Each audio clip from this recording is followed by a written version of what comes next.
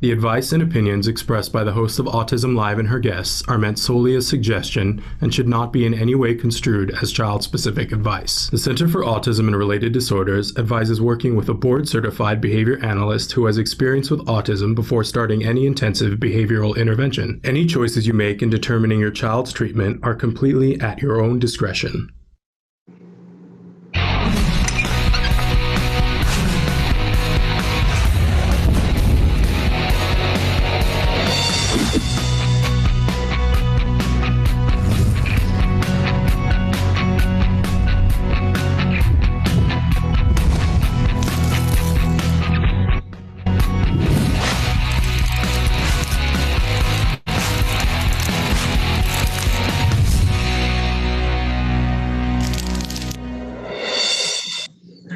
Yay and good morning. Welcome to Autism Live. I'm Shannon Penrod. We're coming to you live from my house and live from Traven's house. And later on, we're going to be live from Elaine Hall's house, I think. I'm not sure where she's going to be, but I would imagine she's home. Anyway, so thrilled to be here with you this morning. It's Tuesday. I don't know what day it is of the new normal. I know people are like, oh, it's day. What? I can't even. Right? That to me, I don't know, like that's too permanent. I can't go there, but it's Tuesday and excited. And I think it's important to note that it's Tuesday. There are way too many people in my life who are like, what day of the week is it? And I got all discombobulated last week and didn't know what day of the week it was. So it's Tuesday if you're watching us live. And hey, there are lots of ways for you to watch us live, and there are lots of ways to watch us recorded. So I'm going to remind you about some of the different ways that you can watch the show. And Traven may or may not put up a graphic about it, but I want to, look at how, it says my internet connection is unstable. Hopefully you guys are still seeing me. So having some internet issues, don't know why. But want you to know that you can watch us live on YouTube, on Periscope, on Twitter, on Facebook, and on our homepage, which is autism-live.com. Now, if you want to watch us recorded, we're available in all those places recorded, but look at where else we are too. We're on iTunes, we're on Spotify, on iHeartRadio, and Deezer. So you can check us out there. And again, on our homepage, autism-live.com, lots of things to do. You can check out our toy guide at the very top of the page. If you're looking for something, the perfect gift to sort of spice things up at home for the kiddo or teen or parent in your life. But also there's a chat.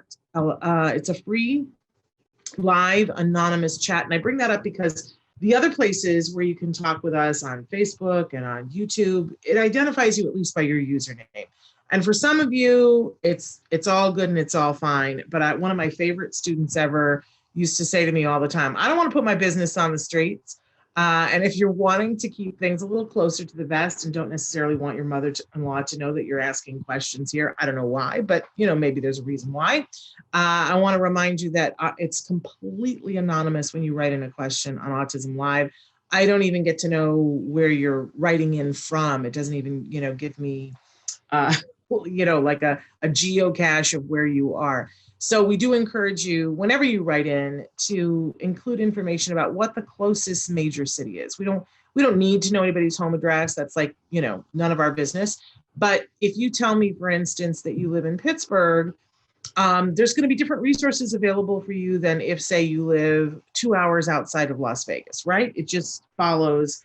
It's not one size fits all, and it is not geographically one size fits all. So we do enjoy when you tell us, information about the person that you're asking the questions for, whether that's you or somebody else, how old, what the major issues are, what the kind of help and support that you're looking for. Write in, ask the questions.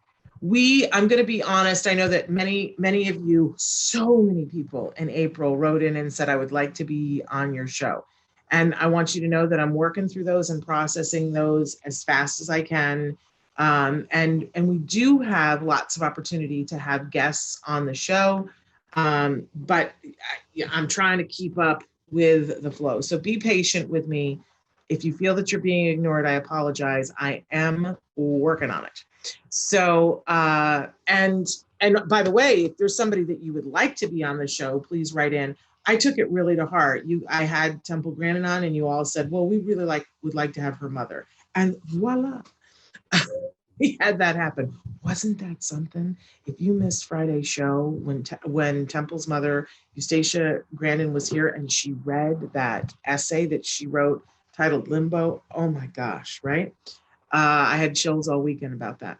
So I think, what we're trying to do at the end of this month, because it's been a doozy of a month. We've covered so much here that my head is still spinning, and probably you didn't all get a chance to keep up on it. I'm trying to put out an interactive calendar that goes back a month so that you could click on any day and see and connect directly to the shows, so that you could rewatch some of those episodes, because I think they're really worth it. Working on it. Month's not over. Let's see how long it takes me. Let's see if I can get it done by June. All right. It's a deal. All right. I like to remind you at the start of this show that we have lots of experts on the show. I'm not one of them. Not an expert in autism. Don't confuse me for an expert in autism. I'm a mom. I'm a very proud mom of an individual who was diagnosed with autism at the age of 2.5. He is now about to be 17. Stop. Where does the time go, right? But so often, especially in April, I have to think back to my early days when he was first diagnosed. And if somebody could have told me, if somebody could have just sat me down and said, here's where you're going to end up, and showed me 2 minutes of what my life is like now with my child, oh my gosh, I would have been so jazzed. I would have been like on fire. I just would have been so excited. I had to picture it for myself. And I'm being told that our lag is bad. In a second here, I'm gonna hook up to Ethernet to see if we can't get this working better. I might have to do that sooner as opposed to later, but I got to get help to do it. So talk amongst yourselves. No, I'm kidding. I'm texting my husband. You can do it with me. Hang in. I'm going to get this fixed.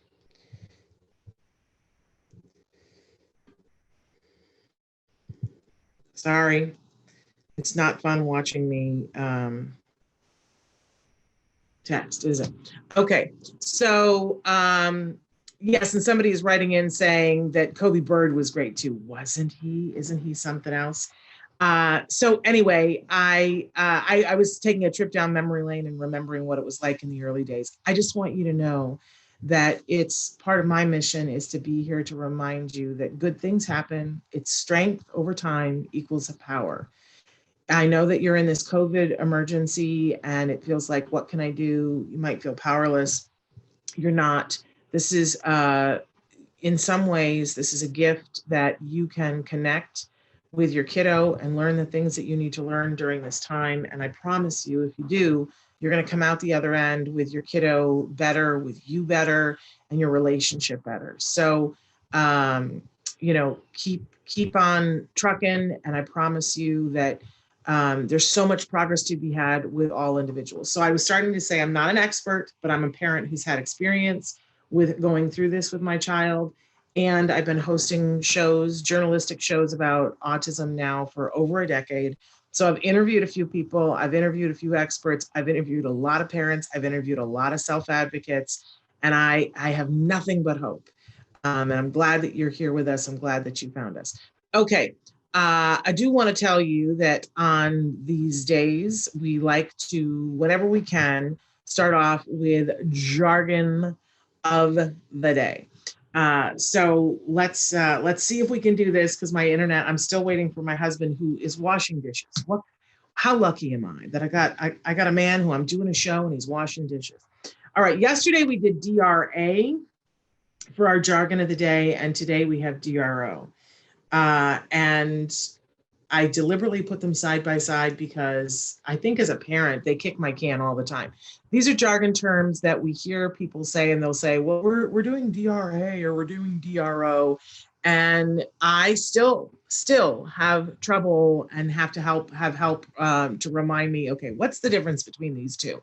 So we did DRA yesterday, which is differential reinforcement of alternative behavior. So you're ready to see what DRO is? DRO, is going to be differential reinforcement. Go ahead, Traven. I'm texting my husband again. Differential reinforcement of other behaviors. And they're calling it omission therapy here. It's reinforcement is given in the absence of targeted behavior, or is given as long as the targeted inappropriate behavior does not occur. Okay, so let's, I love to make fun of the definitions, but there's not really much anything there to be made fun of. But do we have another one, Traven, that tells us a little bit, tears it down just a little bit for our working definition? I'm so distracted because the internet. Okay, so DRO, giving a reward when the behavior isn't happening. If the behavior happens, reward, access to the reinforcer stops. Okay, so think about it this way. So DRA is when we figured out what the function of the behavior is, and we're going to give them an alternative behavior to do, and we're going to reinforce that alternative behavior, okay? That's what DRA is. DRO says the child is doing a behavior that we're really not happy with, and it's really a tough nut to crack. So now we're going to reinforce absolutely everything but that.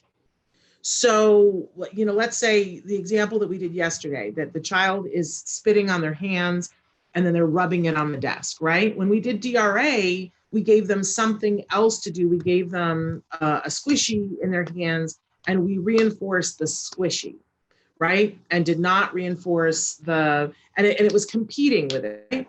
So for DRO, we're going to reinforce absolutely everything else that the child does. So if the child is writing, we're going to reinforce that. If the child is playing with Play-Doh, we're going to reinforce that. But if the child begins, and we're going to, whatever we decide that the reinforcer is, because it's something that's meaningful to the child. So let's say that every minute they do it. I'm going to call my husband because he's not, and the internet is bad. We cannot have this. All right, here we go. We're making a phone call. I'm so distracted. I can't even find my husband's phone number. You're watching me have a meltdown, you guys. This is terrible. Here we go. Not call my brother-in-law, which I've done before. Let's see if he'll pick up. He was washing dishes. But so we're going to reinforce absolute. Hey, I need the cord, the Ethernet cord. Can you bring that in? I'm in the middle of the show and the internet is unstable.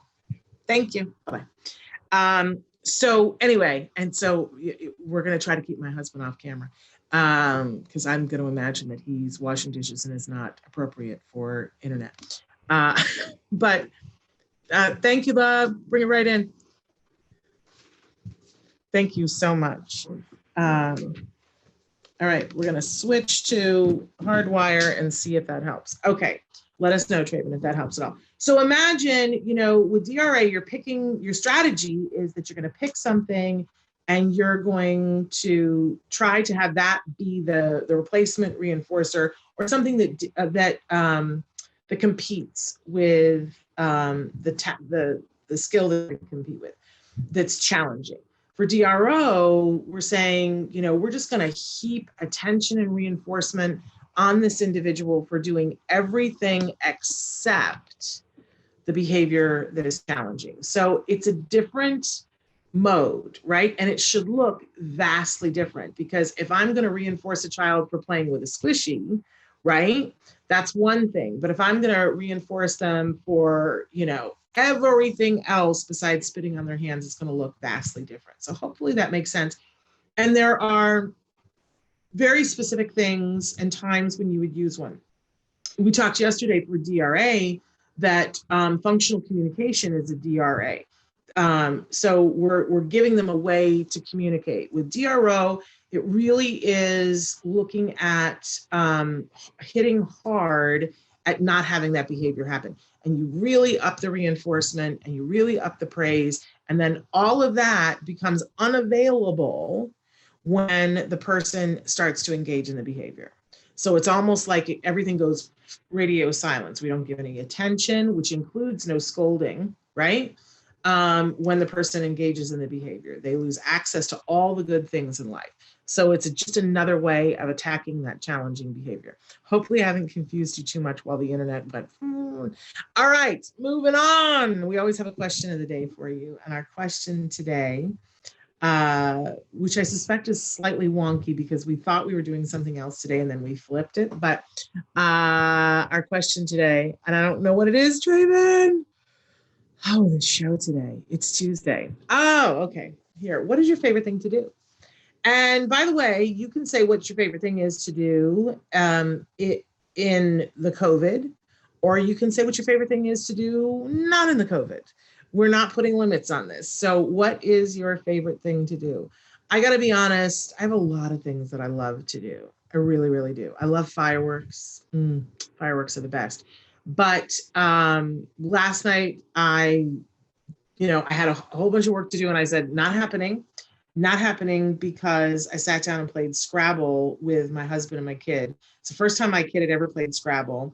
And my husband had only learned how to play Scrabble yesterday. I don't know how this could be that I'm married to this man for 18 years and he'd never played Scrabble. We played millions of other games, but we played Scrabble. And I gotta say, getting to spend time at the table with my boys, playing a game, and they get silly. They always get silly. What a wonderful, wonderful, wonderful thing.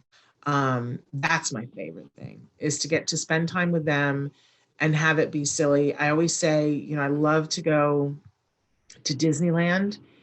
We don't get to go to Disneyland very often, but I never love my husband more than at Disneyland, because when we can have those moments outside of time, so much of life is, we got to do this, we got to do this, we got to do this. What's the next thing? What's the next thing? Move, and so much of our lives are, these conversations here, there, wherever. And we're not good at taking vacations and going places. Although, last year at this time, we had just come back from being in Boston for like 10 days, which was so glad. I'm so glad that we took time to do that. But so what we do is every once in a while, take a day, not even a full day, and go to Disneyland. And I always say I never love my husband more than I do at Disneyland, because both of us get to put everything else aside and just be at Disneyland. Can I also say too, because my husband is a voice actor, every time we go to Disneyland, my husband books something. We get there and the agent calls and goes, hey, you booked this, every single time. So it's like our lucky charm. It doesn't matter, take the Disneyland out of it, getting to spend time where we're just focused on what we're doing with my two boys, that's it for me. That's absolutely it for me. And can I also say, for the person who wrote in and said I needed to hear this today, that there was a time when my son was 3 when I didn't think that was ever going to be. I was like, will there be, play Scrabble? And by the way, he beat us. First time playing Scrabble. And I'm no slouch at Scrabble, can I tell you? And my son beat us both. We're both wordsmiths and he beat us both. So there you have it. We are welcoming back to the show today the fabulous Elaine Hall. She is known as Coach E.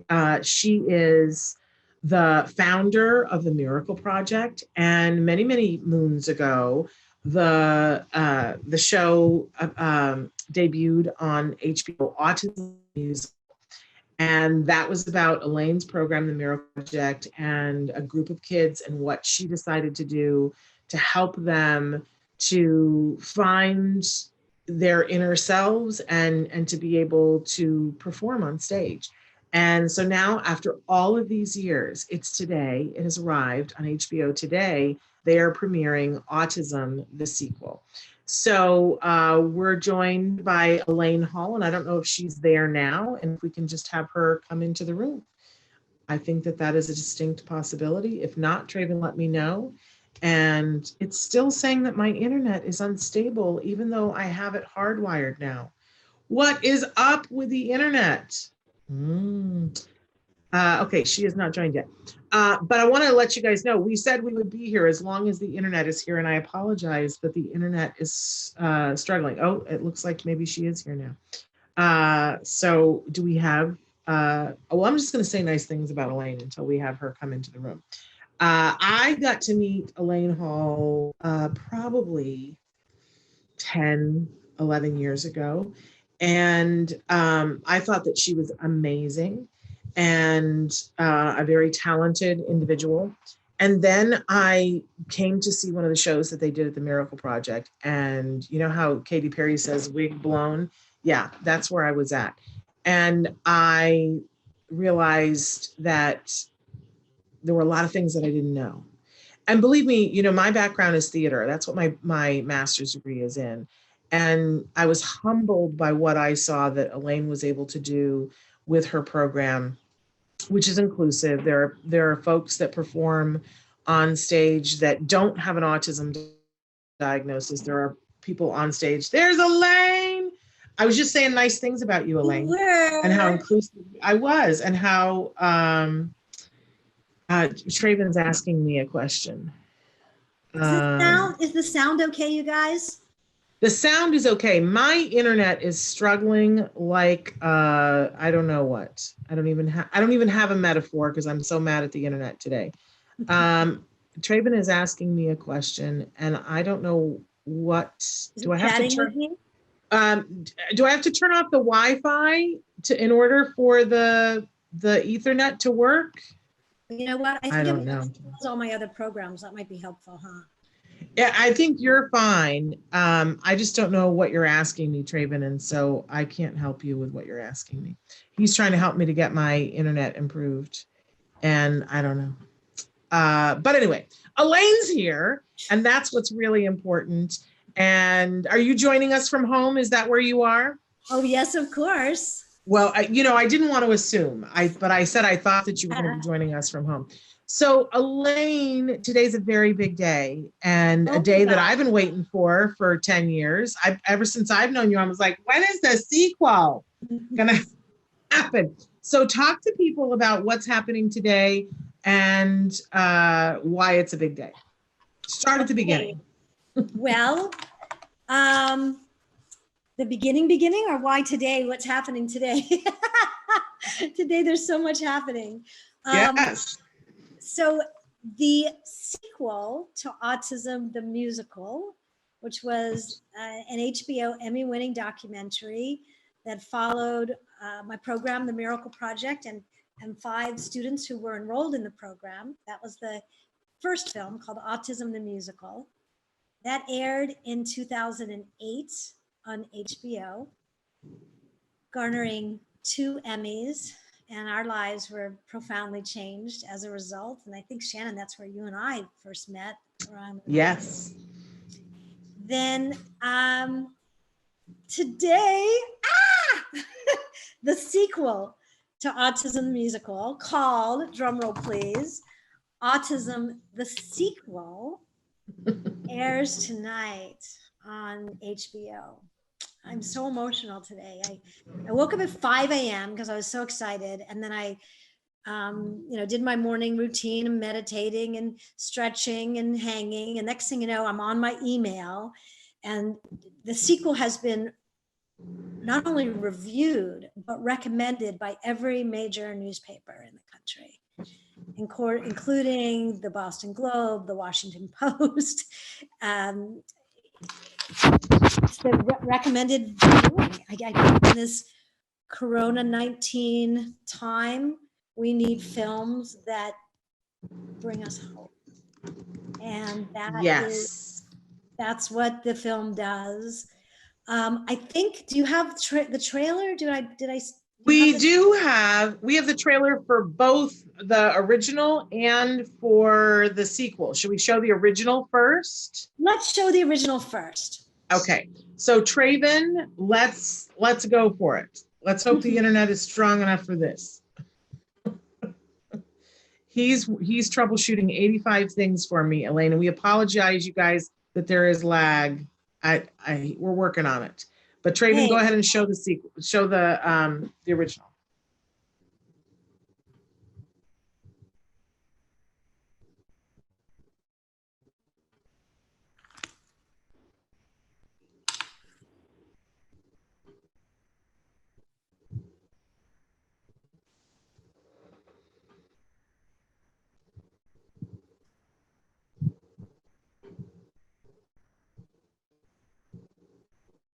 And now we know it's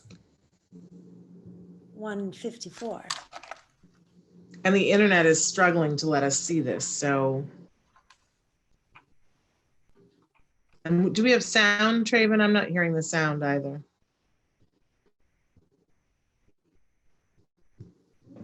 Well, I guess he's going to go back and try.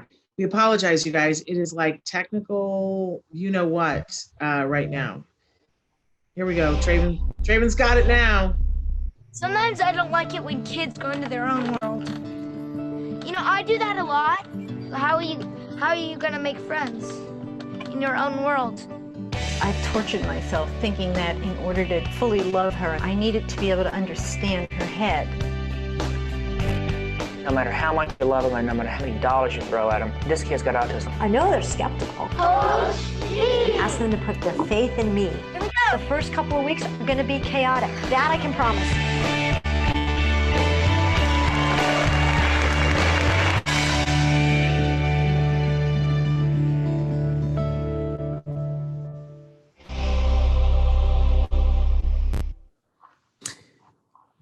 Okay, so our internet was terrible and it was skippy, but it doesn't matter. You're still inspired. And if you haven't watched the original, you really have to. And it's been available this month on HBO. You can still watch the original, lose your mind, get some hankies, cry it out, and be inspired until you feel like your heart is going to jump out of your chest. Right? Because that's what it is. That's what the Miracle Project does. But now we get to fast forward. So how many years ago was that, Elaine? So we were followed in the year 2006. Wow. And then it screened at the Tribeca Film Festival in 2007. Okay. And so From now there, was picked up on HBO and aired on HBO in 2008. And then 2009, it screened at the United Nations. Wow. Wow. Yeah. So now it's 2020. And Where did I the time know, go? Shannon, I know. Well, this is what I said. I mean, you know, in 2006, when they were following you, that was the year in which my son was diagnosed, was 2006. Wow. Right. And I was just saying at the start of the show that my kid is about to be 17 years old. And I'm like, how did that happen? How did that even happen? So now, but now it's 2020. And I have seen from the posters of Autism, the sequel, that it looks like there are 4 kids in particular that they're focusing on. Is this accurate? So there's the same 5. So it's Neil, Henry, Adam, Wyatt, and Lexi. So we get to see them all these years later. Every single, all the 5 that were focused on originally, you get to see them later. Get to see them. Okay, so Traven, have you got that trailer ready for us to see? Grab the hankies, you guys. I don't know if I can take it. So let's go ahead and show the trailer. And thanks to HBO for allowing us to play the trailers. We really appreciate them, and shout out to them. And thank you, Elaine, for working that out for us. So go ahead and show the trailer and we'll take a look. This is Autism, the sequel. Welcome, everybody, to the Miracle Project. Autistic kids by nature are isolated. Sounds can be too loud, so how can you have a group of kids singing? I want to have an all-out musical. It's 12 years later, and in some ways, we're exactly where we were. There's a difference between him and other people. 1 minute something's challenging you, and then you figure it out, and the next thing you know, you gotta find your way around another challenge. And yet we're light years ahead of where we were. He's so ready to be part of this world. As long as he's willing to fight the fight, I will back him up. I don't want to let something that a doctor has put on a piece of paper stop me. I mean, there might be a little sadness, but we can live through it. We're left to forge a new path with our kids. That's where we're at now.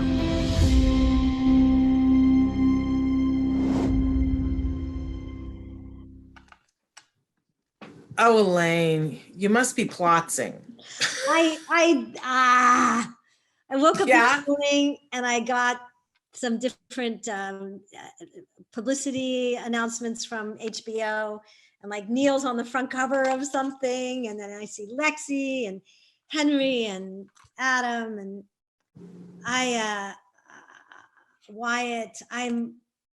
I've been crying all morning. I was actually late getting ready for this interview because I was reading these reviews and seeing the pictures, and I was crying, and I'm like, oh my God, I got to put on makeup, you know? So. Yeah. No, I'm already crying, and I can't wait to see it tonight, and it premieres tonight. It premieres tonight, 6 p.m. Pacific Standard Time. Okay. And that would be 9 o'clock Eastern Standard Time, and whatever is in the middle and anywhere else that has HBO. So tonight is the opening night. We're so excited. We're just so excited. And now, is there something else going on that's tonight? Because you had sent me something and I didn't quite understand it. Is there something else that's happening tonight? Yes. So, okay, so let me go back a little bit. Trisha Regan, who directed the original Autism, the musical, she and Sasha Alpert from Boona Murray have been wanting to do a follow-up for many, many years. So when I got the call from Trisha that it's a go, we're going to do this, we were ecstatic, and at the same time, like, we're going to be putting our children out there again. So I asked Neil, what do you think? You know, do you want to do this? And first he says, Neil's a multimodal. And for people who don't know, Neil is your son. Oh, okay. Thank you. Neil is my son. He's a non-speaking young adult on the spectrum. And an amazing individual. Thank you. A true light. He's a true light. He's a true light. And he's overcome so many obstacles in his life. Being non-speaking and yet a brilliant communicator. He's learned over the years he has an iPhone that has apps that he communicates with. He has some sign language, and he also is typing. And when I asked him whether or not he wants to do this film again, he typed, "We are emissaries." Oh. And as soon as Trisha came to the house, Trisha Regan, who we trust, she's the director, she's brilliant, her heart is so open and loving. As soon as she came to the house, Neil went and got a photo of him that was taken during the original Autism the musical. Wow. So how old was he when the original was? Neil was 11. Okay. So how old is Neil now? I'm bad at math. How old is he? No, that's okay. He was 11, actually going on 12. Neil will turn 26 next Wednesday. Wow. Yeah. Yeah. And what the film didn't capture, because they filmed it over a year ago, is that Neil now lives independently in his own apartment with support, and part-time there, part-time with us. He has, which you'll see in the film, his 2 jobs that he has. And he's also a presenter and a semi-professional model and an actor, and has been in several films. So he's, and all of these young people, they have truly forged their own path. And I think that's what makes this film so powerful, is how these 5 children have become strong, independent, self-reliant young adults, creating a world that not only can we parents be proud of, but we can take a little bit of a breath, at least for a second. Yeah. Well, and what I also love, Elaine, is that you don't, in all the work that you do, so often the criticism is that we get to see the kids that are so high functioning that a bunch of idiot sticks will write in and say, are they really on the spectrum? I mean, and I don't know what to do with those people, because there is a spectrum, right? But so often what the public sees are people who are on the end of the spectrum where, you know, sometimes people don't even realize that they're on the spectrum. And you don't do that. You have the full spectrum of people that are communicating in lots of different ways and are facing lots of individual challenges. I really love and respect that about you. But I remember the first time that I went to the Miracle Project, I had this feeling that I was only going to see that one type of kid. And man, did you set me straight. That, you know, that there were, you have performers of all different abilities, and you have performers facing all different kinds of challenges on stage. And honestly, it's very inspirational. And that work is evident in these films as well, even though I haven't seen the new one. I can tell that that's there as well. So that I'm sure that can't be easy. That can't be the easy choice ever.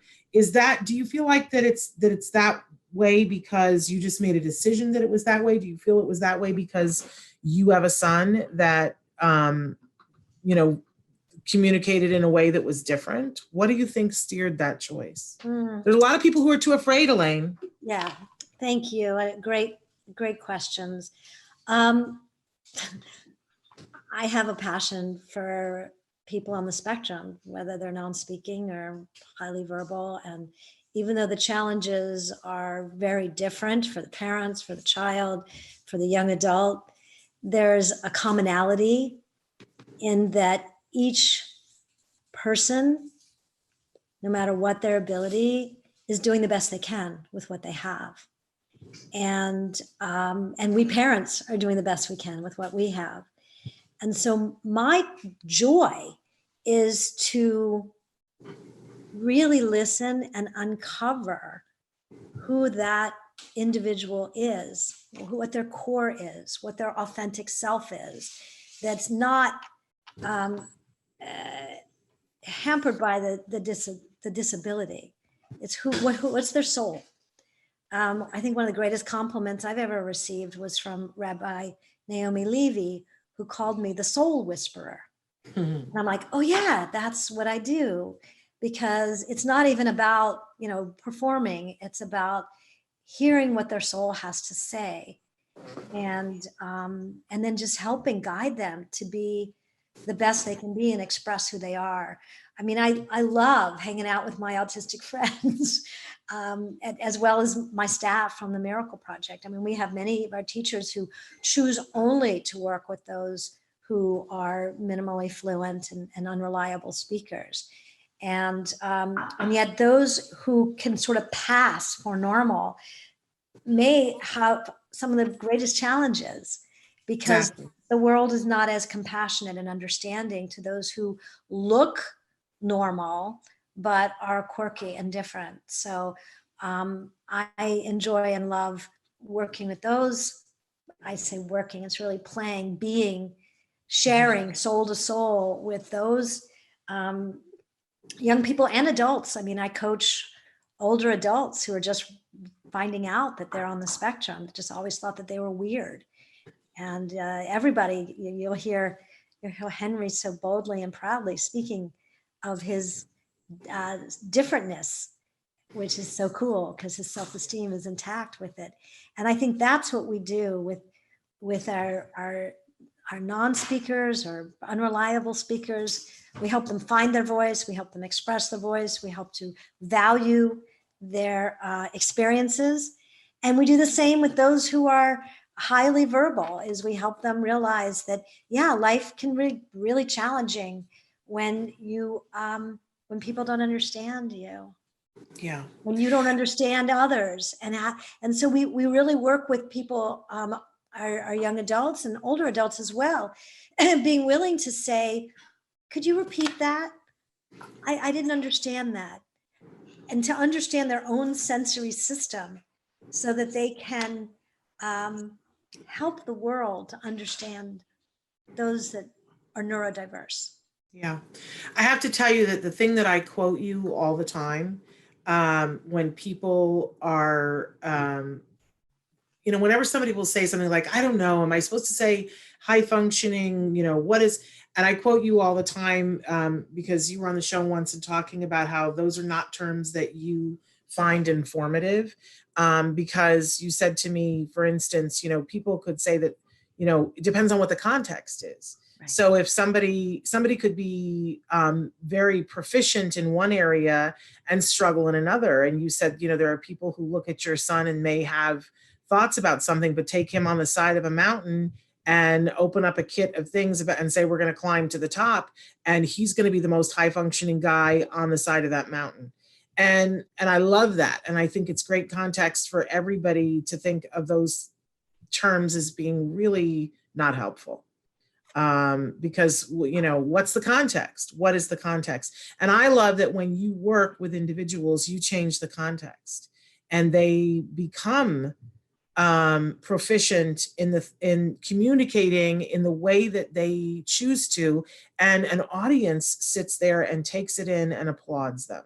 And recently, I think it was like a year ago, I came to one of your sensory friendly performances where it wasn't applause, but everybody did this. Mm-hmm. And I'll tell you, that was exciting too. And I've certainly been to many deaf theater performances where that was the case before, but I'd never been to a performance before, Elaine, where it was a hearing audience watching mostly, I think, hearing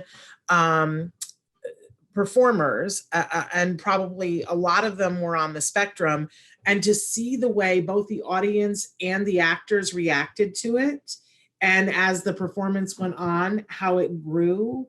I get goosebumps now thinking about it. It was a really I didn't expect it to be so different, but it was, because what it did to the performers, I don't know how I could have left that out of the equation in my mind, but what it did to the performers was really, really beautiful thing. But you're always doing beautiful things. It's one of the reasons why your programs are so popular and successful.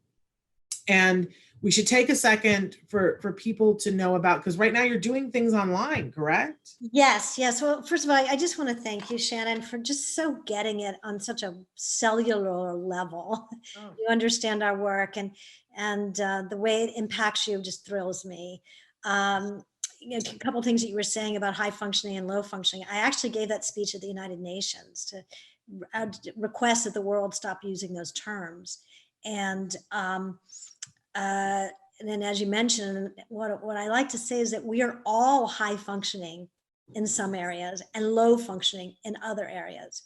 When it comes to technology, and I am incredibly low functioning. I need someone else to help me figure that out. And it's like, I'll never be great at it. I'm good enough to be able to get on Zoom today. You're here. That makes you a rock star, woman. There you go. But I'm high functioning with my creativity and my self-expression and my intuition. And I could sit at a table with the dean of philosophy at Brown University and hold my own. But to technology, I would probably be in maybe 4th or 5th grade. Probably they are much better at technology, 4th and 5th grader students. So what I like to think of is we always want our kids to be independent.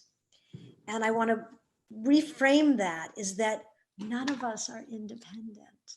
We're all interdependent. We need Wait, if we didn't know that before, we learned that in this emergency. There you go. And so part of that is really honing our skill level of accepting help, of receiving help. And then it goes to our friends on the spectrum in that they are not supposed to be independent. They're supposed to allow to be interdependent. And those strengths and challenges can help each other.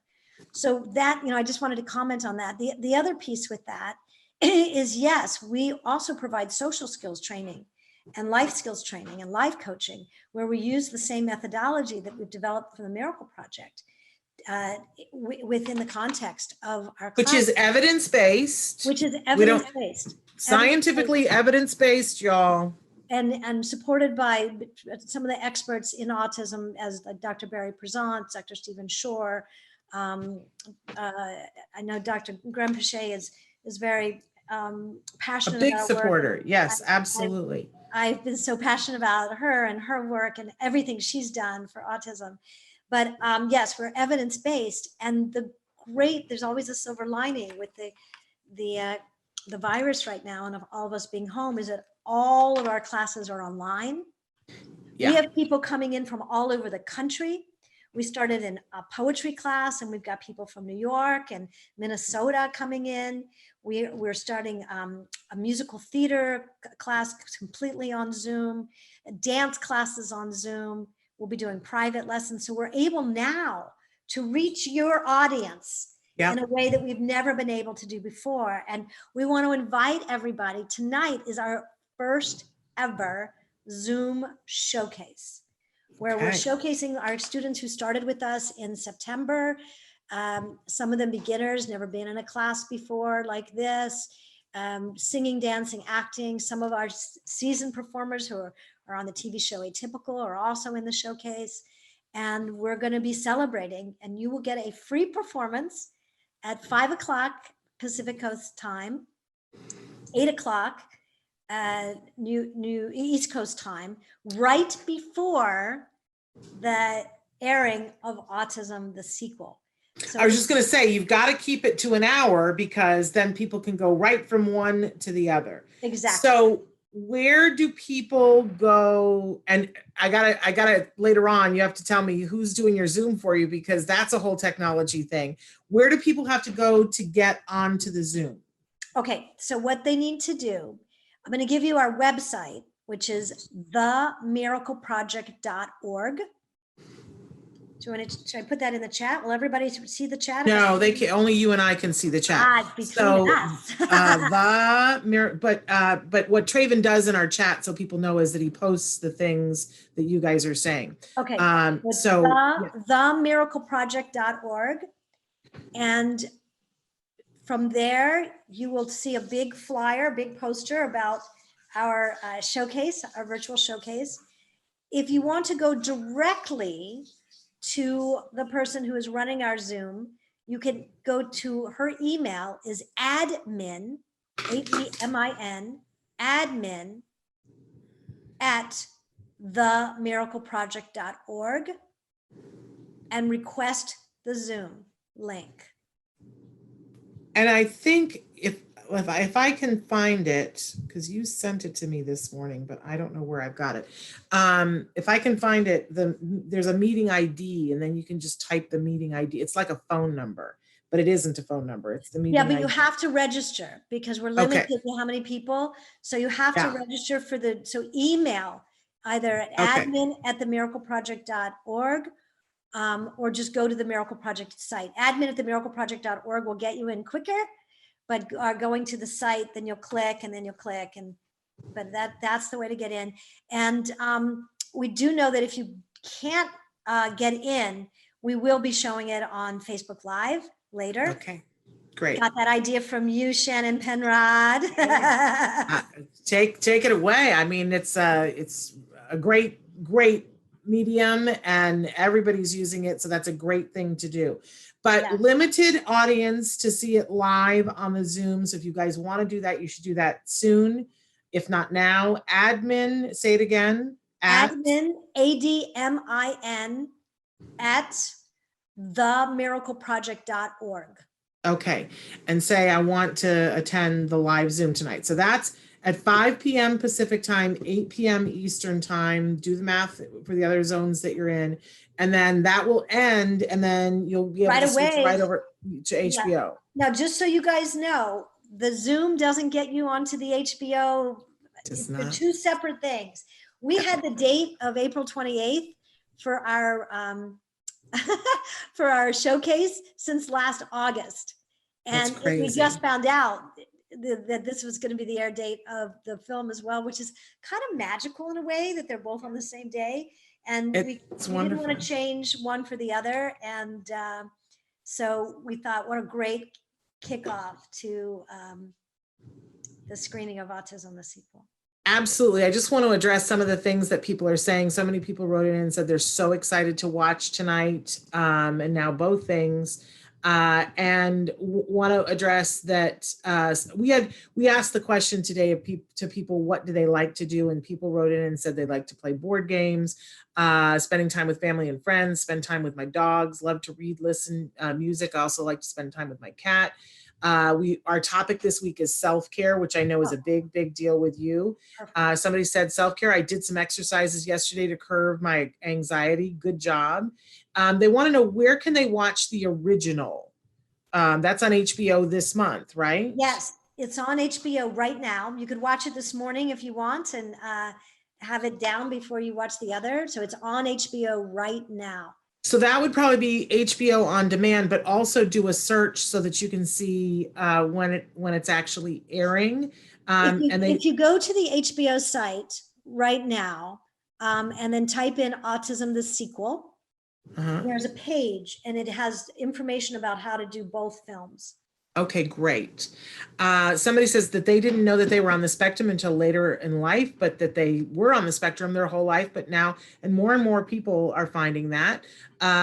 One parent says, nicely said everything. Another says, I don't care for the functioning labels, and I don't like it when I hear Dr. Grandin still using those terms.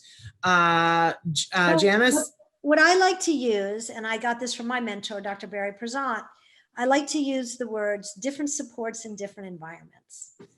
For example, the example you used with Neil, when he's in a school type classroom, he needs a tremendous amount of support.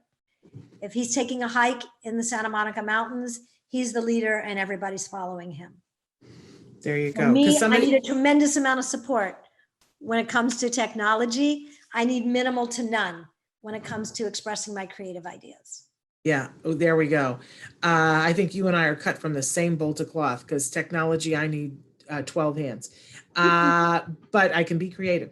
And that's great, because a parent said, as a parent who has a 12-year-old boy on the spectrum, you don't use high functioning.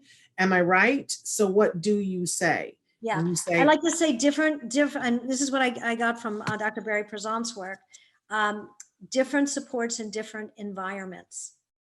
And I use it, I say that a lot so that people start to get a new vernacular. It takes time. It's sometimes like turning an ocean liner around, and it's a newer generation, a new movement that's expressing ourselves like this. So, the older generation who paved the way for us to be like Temple and others, I wouldn't, that is the way that their lives had gone for them. But I also don't like the hierarchy of, high functioning. That means the low functioning. No, my son's one of the most highly intuitive humans on the planet, pretty high functioning in that level, so. Yeah, I got to be honest that I never liked the terms, but I will tell you that sometimes I will use the term high functioning. If somebody has used it in conjunction with themselves, because I feel like that, they can say whatever they want to say about themselves. Absolutely. But I also use it when I am sometimes at a doctor's office and I need to convey something about my son to them. So I switch to words that I know that they will have some inkling of understanding.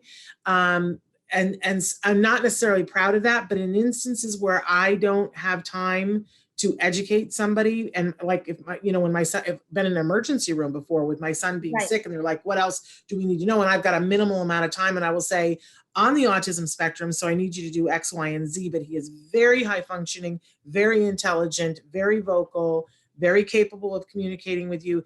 And I use those terms because it's rapid fire, and I need for, it's like switching to sign language when somebody understands sign language and not sign language when they don't. I hope that someday I have to do that. Well, I think that's it. And I think that's why shows like Autism Live are so important, because you do have the time and the bandwidth to help educate and move things forward. And in emergency situations, I'll say my son is severely autistic, in an emergency situation. And we know like function doesn't have anything to do with who a person is. It only describes what they do. My husband, Jeff Freimer, is a therapist, and he works a lot with families and often older adults on the spectrum, and helps them, as I do in my private coaching, helps them to understand it's who they are. It's not what they do or can't do. Absolutely. A couple of more comments here. People saying, oh, Elaine Hall, hi. And hello from Latvia.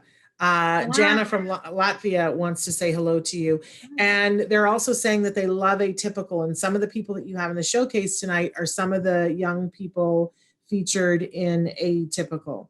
So what a wonderful thing. So the showcase tonight, you've got to register to be able to attend the Zoom. It's limited to a certain number of people. So make sure that you register early or make your peace with it. You're going to watch it later on Facebook Live. And they should go to your Facebook page to be keeping an eye on that as well, right, Elaine? Yes, absolutely. Okay.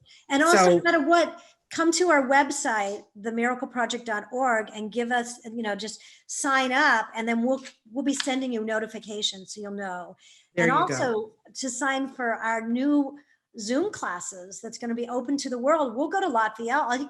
We're on Zoom. I think you're getting it everywhere that Autism Live goes. We can now be. So. And here's the thing. It's funny. I was talking. I was doing a talk last night at Vandenberg Air Force Base for parents, and I was saying, here are my tips for this COVID emergency. My last tip was do the things right now that you can only do right now. Yeah. Don't waste your time with all the things that like. Well, I wish I could do this. Why can't I go to the beach? Well, because you can't. But there are things that you can do right now that you've never been able to do before. For there's like you can watch the Metropolitan Opera for free right now. Do it, because it's not going to be forever. And how many times have we done this, Elaine, where we talked to people about the benefit of the classes for the Miracle Project and said, well, it's available in a couple of places around the country, and if you're in Los Angeles, you get the benefit of doing it. But it wasn't for everybody, and this has now forced you to be able to have it be for everyone. Take advantage, people. You have a moment right now, and I don't know, hopefully it'll last forever, because now that you guys have learned that you can do it, I hope that you will, that it will last forever, but I don't know. So take advantage. Do a class right now. Go to themiracleproject.org and find out everything that you need to do and try it. Yeah. Try it and reap the benefits. We are so out of time. Okay, we're out of time. I just also want to thank Boona Murray, who produced both Autism the sequel and Autism the musical, and all the people at HBO who believe in us and believe in changing the world to make it better for people with autism. And that's my hope and my dream. And I thank you so much. We always run out of time because I love you so much. Love you so much. And we're going to watch tonight, and make sure that you check it out on HBO. And congratulations to you. It's a big, big day for Autism, the sequel. I sort of wish it was Autism, the musical, the sequel, but I get it's a little clunky. So Autism, the sequel, tonight on HBO. You guys, we're back tomorrow with Dr. Doreen Grampiche. On Thursday, we have Autism Advocate Chelsea Darnell. And on Friday, Anita Lesko is with us, as well as Autism Advocate Ryan Lee. So all of that this week plus more. We'll be back tomorrow. Until then, give your kiddos a hug for me and one for you too. Bye-bye for now. And thank you, Elaine. Bye-bye, you guys.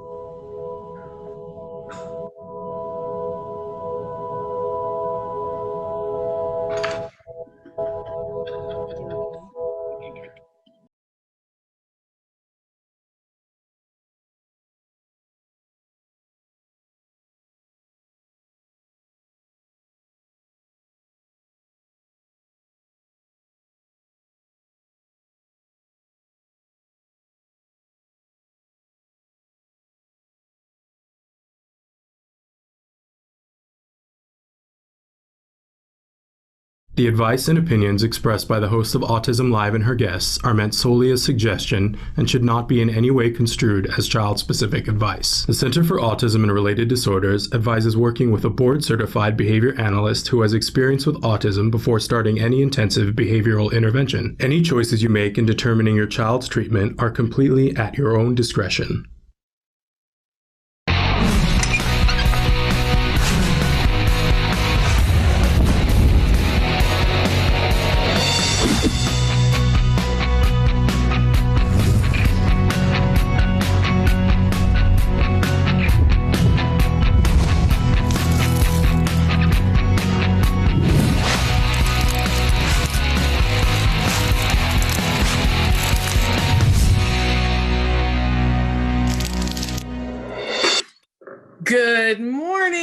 welcome to Autism Live on Wednesdays when we do Ask Dr. Doreen. I'm Shannon Penrod, and we're here with Dr. Doreen Granpeesheh. Welcome, welcome, welcome. Good morning. You look all springy and fabulous. So you're intimidating. I'm just going to put this out there that if I look different today, it's because I have literally no eye makeup on because between allergies and wearing eye makeup every day, my eyes need a break. They just need a break. So I'm going to be the beady-eyed, small-eyed wonder over here next to this gorgeous, fabulous, impressive doctor. That's how it goes. Sometimes that's just how it is. But we're going to be with you live for this next hour here on Autism Live, and Dr. Granpeesheh is going to be answering your questions. There are lots of ways for you to connect with us. You can be watching us right now on autism-live.com. You could be watching us on YouTube, on Facebook. We are live right now, also on Periscope and Twitter. And then we will podcast later on. In addition to being on all those places recorded, we will podcast to iTunes. We will be on Spotify, on Deezer, iHeartRadio, all those places. So we're a free download on iTunes. Please like us on iTunes, because here's the secret. When you guys like us on iTunes, that moves us up in the rankings, and then more people, when they search autism, find us. So if you want to let more people know about us, please like us on iTunes and on Facebook and on YouTube, wherever you can, and subscribe. We love it when you guys subscribe in any of the different places. You can subscribe right on our website, which is autism-live.com. Lots of things to do on that page. Our full library of videos is available and searchable on that website.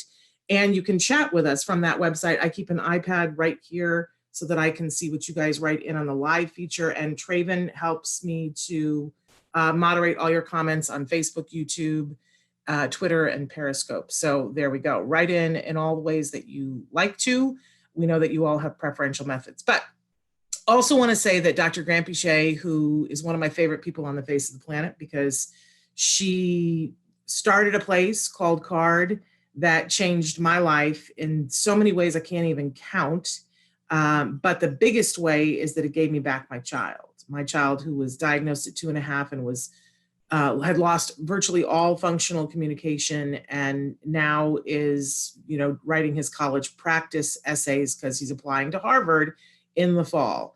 I know, like, who can stand that? Not me. Don't make me cry. Although I don't have any eye makeup to run today. So there we go. There are benefits, right?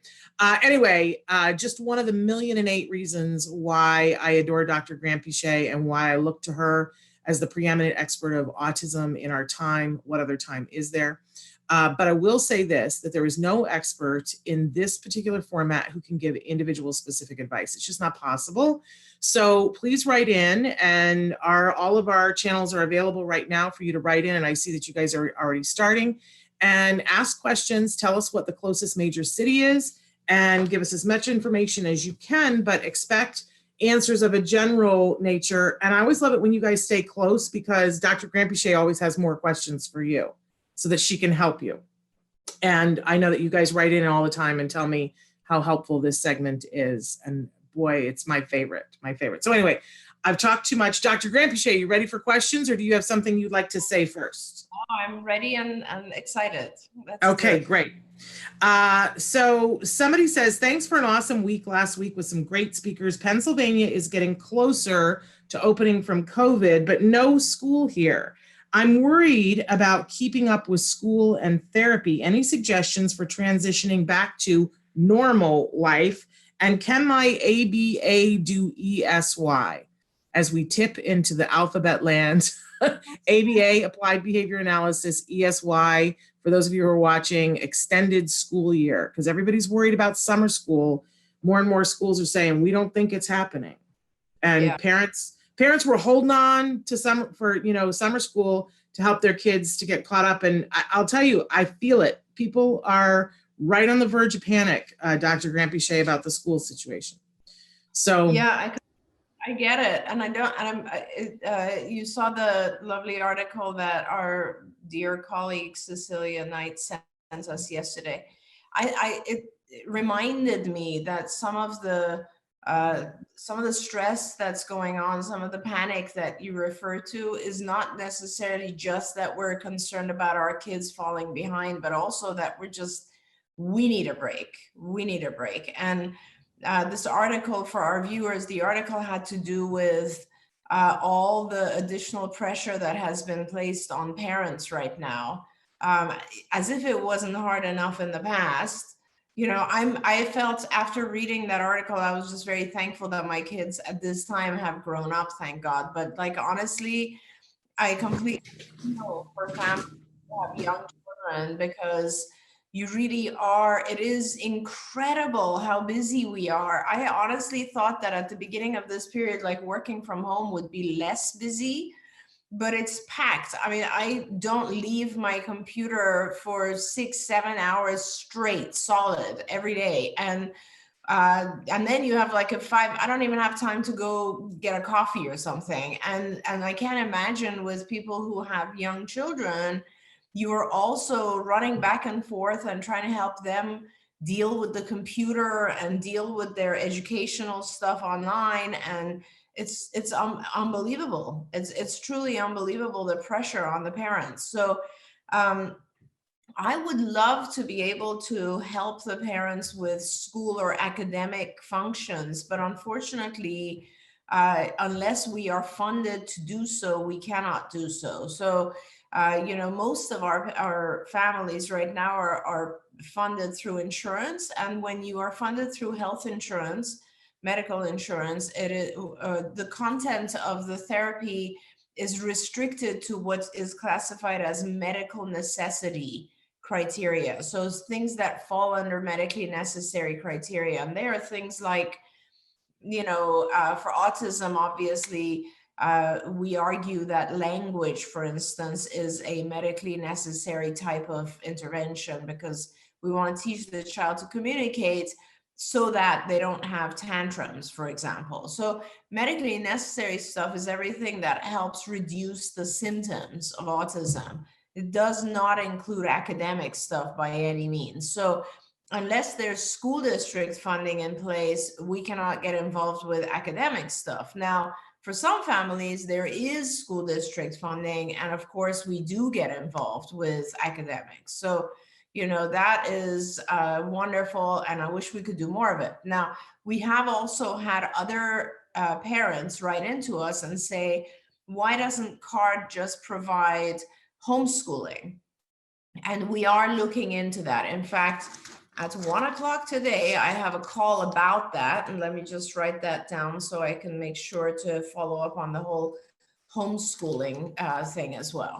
We need to get some permissions, and I don't know much about homeschooling, so we kind of need to figure out exactly what it would take for us to be an organization that can provide that service to our families. And you know, the question was asked last night for the academies that we have at CARD. Are they doing distance learning right now, or are they still providing one-to-one? Do you know? And I was saying that I'm going to ask about that, but and I don't mean to throw you a side curve here. Sure. But is that something that they're already doing, or are they still providing one-to-one? They're providing both. The issue with our academies is that they are classified as schools. So typically we get referrals for the most severe individuals on the autism spectrum to go to our schools. So public schools refer to us those kids who they can't manage. And so what ends up happening in our academies is that we have, our academies are some of my favorite sites. They are incredible. And we owe it all to our incredible superintendent, Marianne Cassell, who's a senior at CARD and also a behavior analyst, of course. She's incredible. And she has set up an amazing situation at the academies where all of the therapists are very, very well trained, and they are one-to-one, right, with the patient, with the students in that case. And so now that we cannot have the academies running, we have, it's a very unfortunate situation, but So most of those children need physical one-to-one. They need face-to-face because they are either highly aggressive, assertive. They're not the type of child, their functioning level doesn't allow us to do a lot of telehealth. Having said that, the bigger problem is that the majority of districts, school districts, don't allow physical contact right now. They do not allow us to do what we're doing as healthcare providers. As healthcare providers, we're exempt, right? We are considered essential healthcare. So we come into the home and we can have contact if we choose to. And of course, we choose to, and that's why for most of our families, we provide in-home services. But for the academies, in some cases, we are prohibited.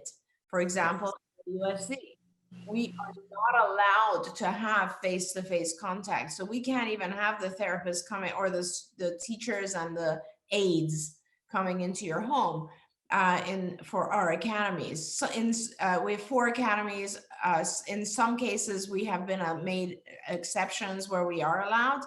Other than that, we're doing some telehealth where it's possible.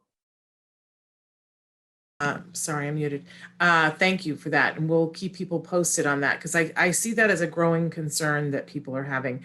And even this morning, right before we went on air, we got a notice from my son's principal saying, that here in California that our governor was making an announcement yesterday. And as a part of that, he said, when schools are back in session in the fall, and our principal wrote to us and he said, I don't want you to all count on that. I don't know that that's happening.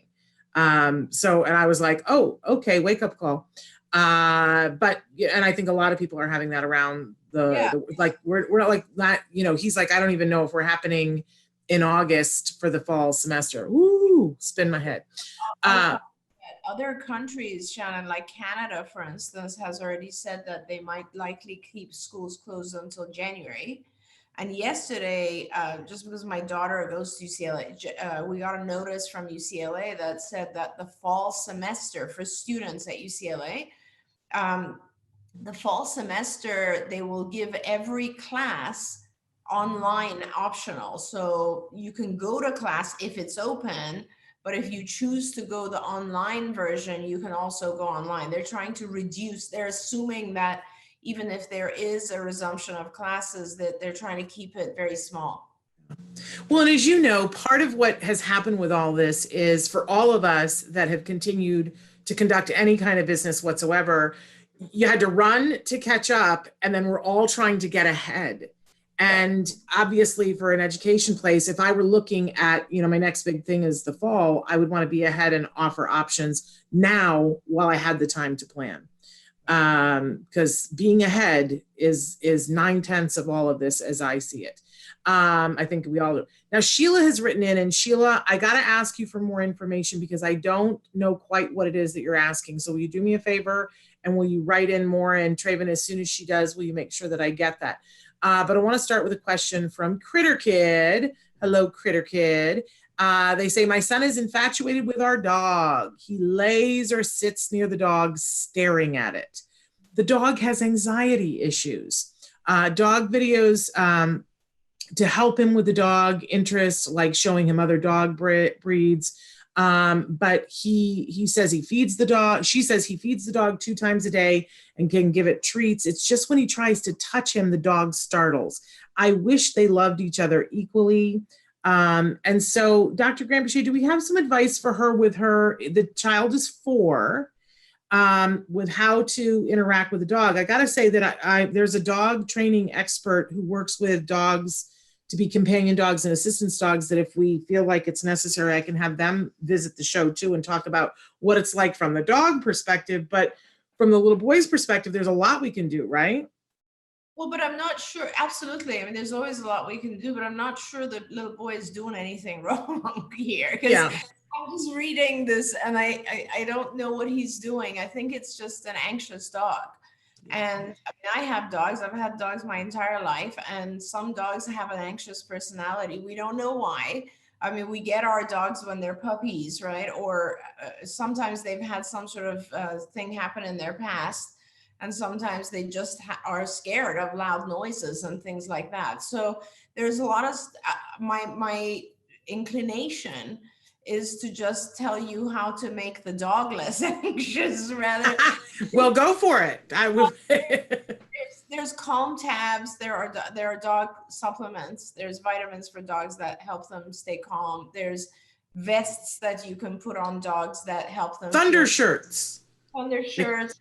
One of my dogs has this thing that just wraps. It's like a wrap. You wrap it. I think it's just a matter of helping them feel secure. I honestly, it's, the only thing I can think of here, I mean, if there's something else, we do have kids who absolutely have a hard time understanding that dogs are alive and they do things to them that are painful or hurtful. But in this case, it doesn't sound like the child's doing anything. He's just wanting to spend time with the dog. So I think that it's a matter of just explaining to the child that you can have some time with the dog. It's a theory of mind thing more than anything else, I think, Shannon, where maybe the child is having a hard time understanding that the dog is anxious and doesn't want contact. And so, and teaching theory of mind is a much bigger subject. I wouldn't use the dog to teach theory of mind. I would just maybe go to the skills curriculum where theory of mind is described and broken into 1,000 little lessons and start there. Because theory of mind, for our viewers who don't know, has to do with our children having a hard time understanding someone else's perspective. And of course, this applies to this case. Some of the more basic lessons in theory of mind are things like telling the child to throw a party for mom, and who invite, and what are the types of activities you would have. And there's a million different things that we do to help the child take perspective, and once they get better at understanding someone else's perspective, I'm sure it'll help also with the child understanding that maybe the dog doesn't want to be touched. But truthfully, it's a beautiful thing also for our kids to have a bond with animals like this. So in some ways, I feel like, let's maybe Critter Kid wants to tell us a little bit more about exactly what's going on. That's awesome. And a couple of things here, because you brought them up. What a great thing for all of those of you that are doing telehealth. Tell your person that's doing telehealth to ask your child to throw a party for you. It's Mother's Day on Sunday. Make it happen. Don't be afraid to ask for it. It's still, I know a lot of times as women, we think, well, if I have to ask you to do something for me, then it's not the same. No, let go of that. Ask for it and have them do it. It still feels great even when you ask them to do it, sometimes even better. And you brought up skills, and the folks at Skills asked me to give you guys an update that there's a new thing that is free right now on Skills. So the new one that is available right now is Getting Started. So if you go to skillsforautism.com, then at the top, you'll see that there are little headings. You want to go to the one that's Health and Human Services. Then it's a drop-down menu. You go to Caregiver. Then from there, you go to Parent. And then under Parent, there are all these different trainings. If you put right now the ones under the heading Getting Started, or the ones Overcoming Challenging Behavior into your cart, if you put all of them in, it says you owe like $90. If you go down to a little approval code, it's where you can put in a code you want to put in, and it has to be case sensitive, all capital letters, COVID, COVID hyphen, that's the little dash in the middle, 19. When you put that in, if you've chosen the right ones, your cart should zero out. And then you can, finish. You have to give them the information of where to send it and all of that stuff. If you have any difficulties, or if you feel really bummed out because you missed the last one that was free, which were the useful tips at home, you can call, or if you have any difficulties, 877-975-4559.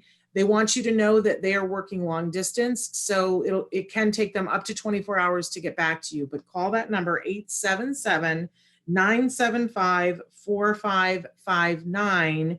But everybody go ahead and check out those free videos because they are free this week. Isn't that fabulous? All right, sorry. I had to make sure that I got that information out there. Okay, Kofun, I always mess this up. Koyan Thing says, hi, Shannon and Dr. Doreen. Thank you for everything. Thank you for being here with us and for being such a lovely viewer. Jen says, hi there. Says, hey, and we're saying hey back. And we're saying hi to Christina and Catherine. Catherine wants to know, is homeschooling the best thing? Because we were talking about homeschooling before. Yeah, I think it's really good for some people.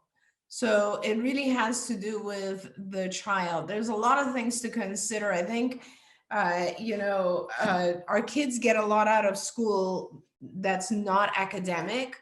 They get social out of school. And so if it's a child who is one of their main social environments is school, then I wouldn't want to take homeschooling away. I wouldn't want to take regular schooling away, because then homeschooling, you don't get the same level of social exposure. If it's a child who has a million other activities and we're not concerned about social exposure, then it might be the appropriate thing. Homeschooling obviously allows us to do a lot more personalization of what it is we're teaching the child. So that helps. A lot of our kids get bullied in school. That's completely avoided in homeschooling. Obviously, one of the things that's of big concern for our parents is our kids tend to be easily influenced by peers because they just have a good heart and they trust their peers very quickly. And they have a harder time, identifying who they shouldn't trust. And so they are much more easily influenced by maybe bad peers. And so for those reasons, homeschooling could be a good thing.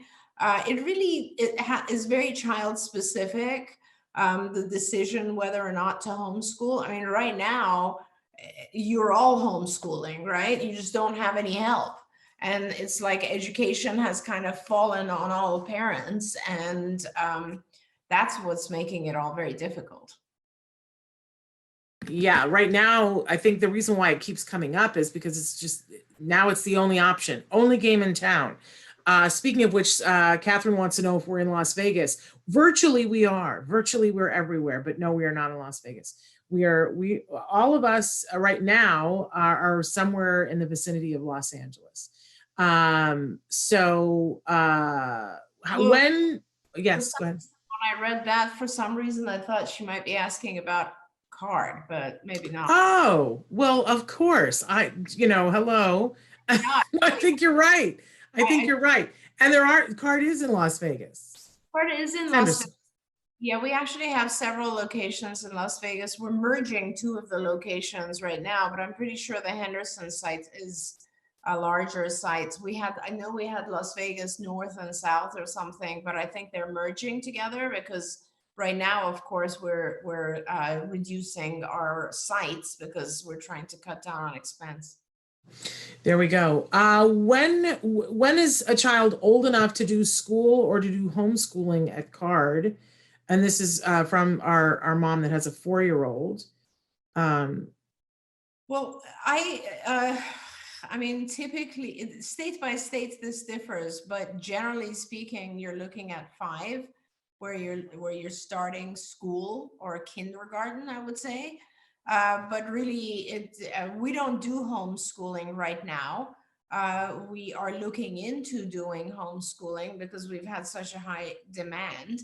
But we do a lot of academic assistance. We do a lot of tutoring. And of course, we are contracted with, I think, almost all the school districts that provide funding for what's called related services. And what we do is we assist with everything from making sure some of the goals in the IEP are met, to helping the child pay attention in school, in class, to helping the child interact with peers, helping the child do their homework, accommodations for the child. I mean, and everything that helps the child succeed in school. And we are often allowed to do so because the parent has gone to an IEP and requested these related services, and the district has contracted with us to provide them. Yeah. I know a lot of parents are ask about the age thing, and I just want to throw 2 cents in there that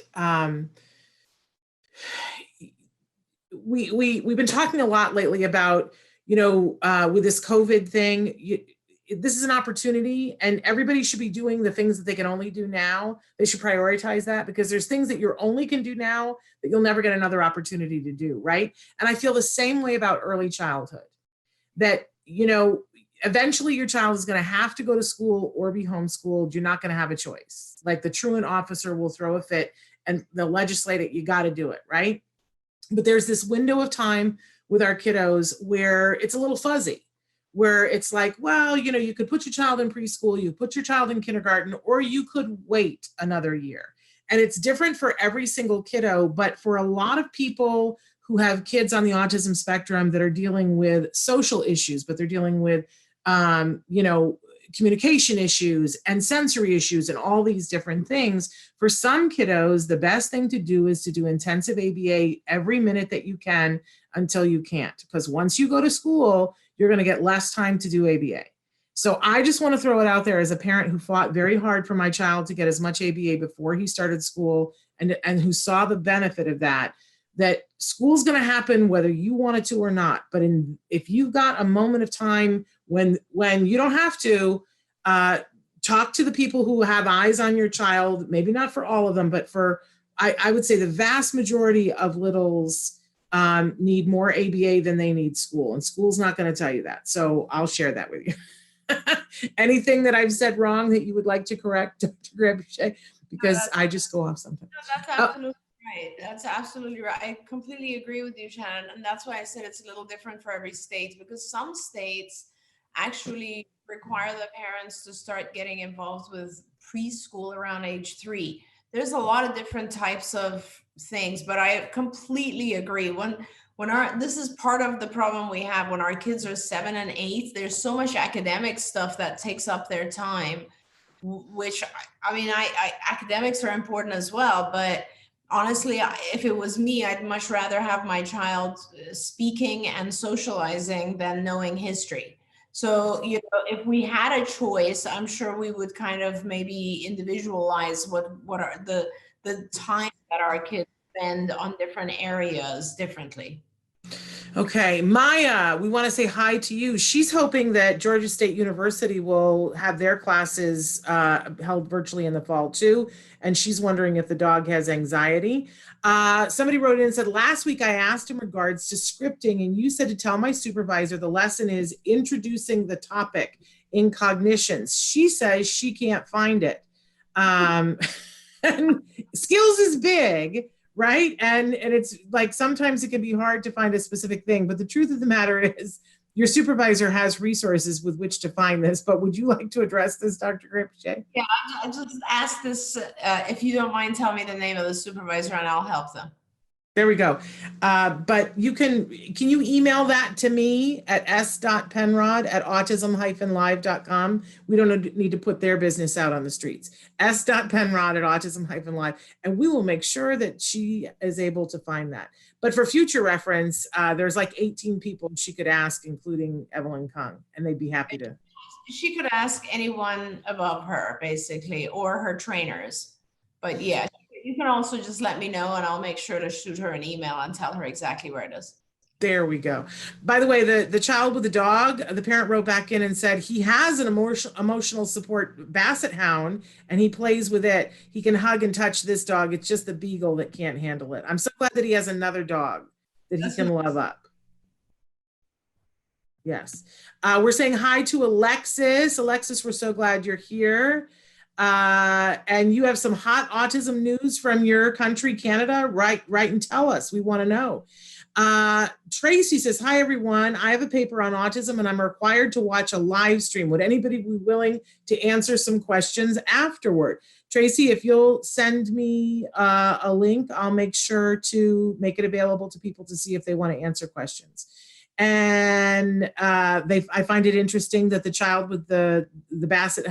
Of course, it's like love. He's not interested in the basset hound that's willing to put up with him. He wants the beagle who's playing hard to get. Such a male, right? Isn't that always the way? Oh my goodness. Okay, TS says, I am from the UK where ABA is not offered as a part of the National Health Service, and intensive interaction is something which is very promoted. I want to know Dr. Doreen's opinion about that. I'm not sure I understand what it means. Intensive interaction is something which is very promoted. Well, I think what I took from that is that, you know, doing intensive ABA is considered the gold standard of treatment, and that they're saying it's not being offered by their National Health Service, at least intensively, and what your thoughts are on, because we have some of that going on in the United States too. I'm just going to call out that we have a very big state that I love a lot of the people in that state, but they're offering some ABA grants, which I'm deeply appreciative for, but they're making sure to offer it at a level that is not what is recommended. Yeah. You know, they're giving like 3 hours a week of ABA and going, look, aren't we fabulous that we're giving 3 hours of ABA, when, you know, there is no study showing that 3 hours of ABA is going to do, you know, anything to help the child beyond frustrating the parent and getting them to where they're supposed to be. Right. But ask me how I feel. They didn't. They want to know what you think. So here's where I can like show off my age or knowledge that's old. You know, I don't remember now. I think my maybe fourth or fifth clinic was in England. So I know a lot about the UK and how things function there. I opened a site in the south of London, I think in 1993 or so. We had a full clinic there. It was all paid for by parents because there was no funding. And then I also opened another one in Oxford, in Cambridge, in Newcastle. I mean, we had numerous locations. And we were working with a lovely group of parents. I forget the parent organization now because Shannon's getting so old, but there were some very, very active parents at that time there, and we worked very closely with them. I came up and testified for a lot of families. The attorney who was representing them was Peter Bibby. I don't know why I remember these names, but we testified, we got school district funding. And so this is exactly identical to the history in the US up to a certain point. So in the US, it was the same thing. We were testifying for people to get school district funding back in the 90s. I was doing so much of my time was just in court as an expert witness, proving that what the school system offers is not sufficient. And then we were getting school districts who would fund our kids. But then as time went on, we started to really be able to, through research, prove that ABA works. And honestly, I have to credit our dear friend Gretchen Jacobs, who is in Arizona. She was a huge part. I don't think either one of us at that time realized what a big thing she did for the field. But this was the first bill that passed in Arizona. She was an integral part of that. And that was in, I don't remember now, in the early 2000s, where we literally convinced, first of all, she got us a huge grant in Arizona. We were able to do a pretty big study where we showed that a very large number of the kids actually improved and recovered from ABA. We then went to the Senate and House in Arizona, and the local government there was amazing. And we got all the major payers from United Healthcare, Blue Cross, Blue Shield, everybody involved, and they all agreed that it is something they would want to promote and try. And so they did. And then we took that bill, once that bill was passed, and sent it to Autism Speaks, who I really want to credit past Gretchen. And then they took the bill, modified it, and took it state by state, and ended up getting so much coverage for everyone throughout the United States. So That is the biggest thing I think that Autism Speaks has accomplished. And now, unfortunately, in England, that just never happened. So it was all funded by school districts and it was a case-by-case basis. And of course, the NHS is on a completely different system. It's not like commercial insurance here. And so the NHS never really considered it to be, again, we go back to that term called medical necessity. And I hate to tell you this, but it has to go through that process. There has to be enough research and recognition of the fact that ABA is medically necessary. It's not so much about the intensity of it so much, that's kind of the dosage.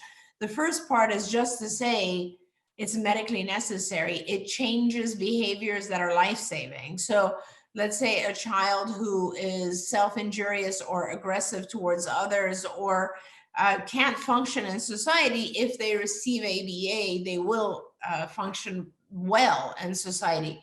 And then that has to be taken through the government system in order for NHS to cover something like this. And, you know, we just gave up. I think I closed down all of at the end, when I closed down all the sites in England, I think we had something like 190 patients all over the UK. And unfortunately, it was really difficult because everyone had to pay privately.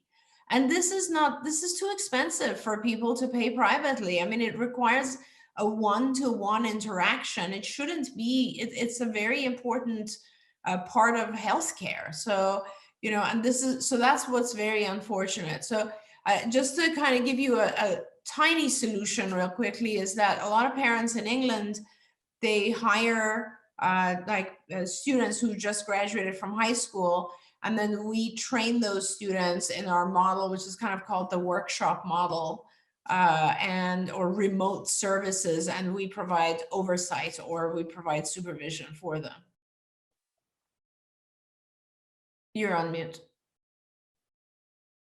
Sorry, I was muted. It's rough. I mean, it's not easy, right? But it's very doable, and people have been doing it for 30 years. With CARD in many locations where they just can't get access otherwise. And in the beginning here in the United States, there were plenty of families. I remember when we started at CARD, I was looking for all kinds of information. And I, of course, had read Christina Adams' book, A Real Boy. And I had Logan Shepherd's parents were my shepherds that they were like, you've got to go to this place. This is where it's all happening. But I remember going to the library and checking out everything I could find while we were filling out the paperwork. And there was an old VHS tape, and my husband and I put it in, and it was a woman who was explaining how to do an ABA program in your home. And she had done like a workshop model where, you know, she had somebody flew out to her house and trained her, and then she trained all of her therapists. It was much harder then. That, you know, because she had books everywhere and they were coming up with the curriculum. Now, of course, if you wanted to do that, you have things like Skills and you have things like IBT to train your people, the Institute for Behavioral Training, which we talked about before. You know, so pretty, it's doable. It's absolutely doable. And people have been doing it for 30 years. Did they invent a better wheel? Yes. But if you don't have it yet in the UK, there is a way to do it nonetheless. And can I just also say, Shannon, that, you know, one of my favorite people in the world, and I think you would agree, is Ilana Gershowitz, who was a parent in South Africa and in Johannesburg, and she was in the same boat. There's no funding there. And so she and her husband, Martin, who are both incredible people, they were not school teachers or anything. They just decided to take over, and they put all of their savings into purchasing a small school. And then that's when I met them, and I went in and we kind of retrained all their teachers. They lost a lot of their teachers, and because they were doing like silly stuff and not really ABA at that time. But then Ilana and Martin like brought in the best people to train their teachers, and trained their staff, and they produced an incredible environment, not just for their own son, but also all the other children there. And in fact, it's such an amazing program that they now have other locations in South Africa, as well as they help many other, they provide guidance and oversight to other countries in Africa. And so, and Ilana, of course, has now written a book about her journey. And I mean, you know, so like there are parents, and I want to just say their program, Star Academy, is fantastic. It's fantastic. And they help so many families. And she maintains a staff of board certified autism technicians. And I just can't, you know, and this is all private funding, all. And so everything is possible. And Ilana and Martin are a good example of what you can, not only a way that you can help your own child, but also others. Yeah, I always talk about the power of one. And of course, sometimes it's not one, sometimes it's two, and sometimes it's five, right? But I'm always struck by the fact that when there's a will, there's a way. And, you know, and that's the truth. And it's, parents always apologize to me. When they're a little bit, you know, persistent and pushy, they will apologize to me. And I go, oh, no, don't apologize for that. You're the kind of parent who gets it done. You're the kind of parent who changes the world and will open something that we'll all benefit from. Don't ever apologize for being that pushy parent. And I want to say, for those of you who are like, yeah, I don't think that's me, I'm a little overwhelmed, there are things for you as well. And it's, you know, it's a different playing field for all of us. I don't think that I could have done what that mom did, the workshop model that I watched on the videotape. My husband and I clutched each other and said, please don't let that be our new life, right? I don't think I could have done that, but I found something else to do, right? So we all have our thing to do. Find yours, do what you need to do to get what your child needs, and try not to break the law while you're doing that. Try really hard not to break the law, because you don't want to be in jail when they get the services. And don't hurt anybody while you're doing that. Let's set that as the standard. But pretty much everything else, like, you know, be on it and keep calling people. And you're not, if they think you're a pest, then they're looking at it wrong. Hey, by the way, a very on it parent that I want to say hi to, Paula, is joining us. Good morning to you, Paula. Bonnie wants to know, is it okay to keep a child with moderate autism that has speech but is not conversational yet in a DI classroom where more than half of the students are of higher needs? I think that this is a really big question. I think this, I think a lot of people have been on this little pivot point about, you know, because schools will just say, oh, your child needs to be in this classroom with all these other people. And sometimes that's the right answer, and a lot of times it's not. So what do you say, Dr. Grampy? Yeah, I think, again, as you said, Shannon, it really has to do with the child's functioning. You know, in general, our way of looking at integration into school programs was quite different originally. And our thought process was, we would do a lot of therapy. See, and ideally, and this is kind of goes back to what Shannon you were referring to earlier on the show, is that ideally you kind of want to be able to do more of your ABA when the child is young, so that by the time they hit the age of, let's say, 6, they are doing so well that they can be fully integrated into regular ed, right? Sometimes that doesn't happen for one reason or another. I read the other day, just on a side note, that the average age of diagnosis right now in the US is age 4, which was mind-boggling to me, because so much better than it used to be. But still, it's like we can accurately and validly diagnose at age 2, and 2 to 4 are the most important years, right? So anyway, that aside, the situation with school and classrooms is that if your child is in a classroom where there are other kids who are exhibiting more symptoms, the issue of concern becomes modeling and whether or not your child will pick up some of those behaviors. Truthfully, it's very likely that they will.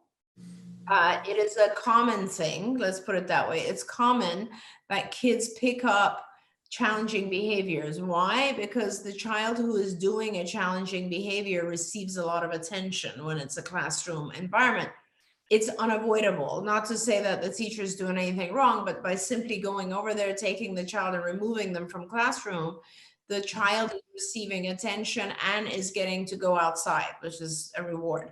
So basically our kids who see that figure out in their head, wow, this screaming thing is sort of effective. If I scream, maybe they'll let me out. And then they'll start to do that sort of thing. So that's kind of what is of concern, right?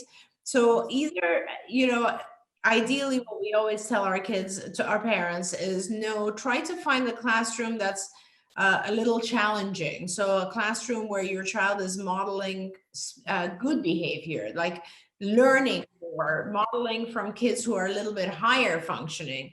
If I say that to every parent, obviously that makes it impossible, right? Because there's got to be a mix in every classroom. So I would just be very cautious, and I would watch for that particular thing, which is modeling of bad, challenging behavior. And if that happens, then I would not recommend your child be in that classroom. I also think that if your child's in a classroom, which is, 30 hours a week, they better be learning a lot, because that is the bulk of their time. And unless they're learning just as much as they would from a one-to-one program, then it's not the right placement. So remember, when there's 4 or 5 kids in a classroom of, let's say, 20, and those 4 or 5 are the ones who are challenging, they will get most of the attention from the teacher and aide. And so the other kids learn to just be quiet. And so the kids who are not making trouble are just being ignored in that way. So the kids who are not challenging are not getting enough attention, because, like, realistically, how much attention does the 3 adults have to give? They can't, they just have to pay, they have to take care of the child who's screaming, right? So the child who's quiet gets ignored. It's just a natural thing that happens. So those are the things you want to watch for. You should do observations. Having said that, I do also want to say there are some classrooms, special ed classrooms, that are incredible. The teachers are incredible. And so you really have to have multiple observations. Maybe have a friend observe, because if you observe, your child's going to behave differently, and then see what's going on there. And just from a legal standpoint, I want everybody to understand that under IDEA, the Individuals with Disabilities Education Act, your child is entitled to a free, appropriate public education in the least restrictive environment in which they have a floor of opportunity to access the curriculum. So that least restrictive environment, and you'll hear lawyers talk about it, LRE, your child has a legal right to that. And that's, so if your child can succeed in a typical classroom with a one-on-one aide, then that is the least restrictive environment in which they can have a floor of opportunity to access the curriculum. And a lot of times, we don't fully understand that. And so the child gets placed wherever they're going to get placed. It's important, as Dr. Grampiche says, to look at your child and know what your child actually needs. But I just want you to understand that legally you have a right to that. Yeah. And that schools never, for them to form a classroom, a special day classroom, and put 12 kids in it and put, 3 adults, is infinitely cheaper than taking 6 of those kids, putting them in classrooms, and hiring a one-on-one aide for each classroom. Don't be fooled by the money. Get what is right for your child. That's all I want to say about that. Okay, Raquel said, we got a bunch of people who are studying ABA, which is really good. Raquel says, I'm taking an intro to ABA class in the fall. I'm kind of excited. I hope to be able to take what I learn into my classroom. And I think that that's really wonderful. And Maya says that she identifies herself as being on the spectrum, and she took a 40-hour course on to be an RBT. She's thinking about becoming certified and taking the exam after graduating. And I'm like, why would you wait? Why not take the exam now and become an RBT now? Right? Because we need as many of those as we possibly can. Hi, ma'am. My son is 2 years and 10 months old. He's diagnosed with ASD. He knows A to Z and numbers 1 through 30. He can sing nursery rhymes. So can you please tell me whether he will be able to speak in the future? Yeah, and so you did this, he is vocalizing A to Z and 1 through 30? Well, he or she doesn't specify that, but they say that he can sing nursery rhymes. Right, yeah. So then, yes, if he can sing, if he's already saying, like, let's say 30 or more words, then yes, he can speak. And it's just a matter of putting them together. And also putting them together and paying attention to environmental cues and using them appropriately as functional language. But yeah, so, and also the other thing I want to say is it's very exciting when you have a child who is that young, 2-10, I think you said, and they know numbers and letters. Numbers and letters, when a child teaches themselves numbers and letters at an early age, it tends to be an indication of hyperlexia. And hyperlexia, or the ability to kind of read and connect with letters and stuff early on, is a strength. It's kind of like having a strong visual memory. And so that helps our kids. Most of our kids who have, there's actually a lot of published literature on this. For children who have hyperlexia, they tend to do very, very well with ABA because they memorize really well and they are able to visually learn things very well. And this whole, I assume this child probably taught them themselves, these concepts will continue. And so they will do very well. They do also, though, on the downside, have the tendency to memorize things in a very rote fashion. So with hyperlexia, you just have to make sure that you switch things around a lot and make their responses be more flexible as opposed to rote, so that they learn kind of to qualitatively change their responses. And then, yes, you'll have a blast, because our kids with, I just think that the most fun period is watching our really young kids, the 2.5-year-olds. And when they start learning rapidly, there's nothing more joyful than that, because every day it's a new thing. And it's like, oh my gosh, it's overwhelmingly fun when a child gets ABA at that age and they start to just soak it in. And I'm just going to piggyback on that because, you know, you've done this so many times that I know that you can do it. And what I see a lot of times are that people get excited, but they're not with a good quality ABA provider. And that's the key. You got to do that. And or doing the right dose. So it's it's a combination of those things. And yeah, please don't waste time. Like 2.9, 2.10 is like the best time. This is the time when your child's brain has the most plasticity and can learn the most in a flexible way. So please don't waste time right now. Get your child a good quality ABA program. And let me tell you, one of the signs of getting a good quality ABA program is that your BCBA or whoever is with you when they evaluate your child will recommend an intensive program. There's this whole thing. So you have to understand that when your child is 2 years and 10 months, you're looking at what's called EIBI, or early intensive behavioral intervention. It's super, super important. That's the dose that your child needs. They need 40 hours per week of one-to-one intervention. And of course, everyone benefits from 40 hours a week. I would benefit from 40 hours a week of any kind of instruction. Let's be honest. Like if I want to freshen up my German or my French or whatever, I would welcome 40 hours a week because I'll be caught up in 2 months, right? But with our kids, it's super important because they are, as they're aging, their brain plasticity slows down. They cannot learn as much material, just like all of us, right? And also there's more material for them to learn. So when you're a 2-year-old, there's actually a really good chance for you to catch up by the time you're 6. So please don't waste time. Get into a high quality program and start an intensive program. Why is it important to start intensively right now? because payers, your health insurance company, will not be allowing or funding an intensive program when your child's 6. Let me tell you, they will fund it when you're 2 and 3 and possibly 4. So get in there while you can and get the hours. Yes, and don't be confused, because sometimes there are a lot of people out there who are like, well, your child needs to talk. So what you need right now, most importantly, is speech services.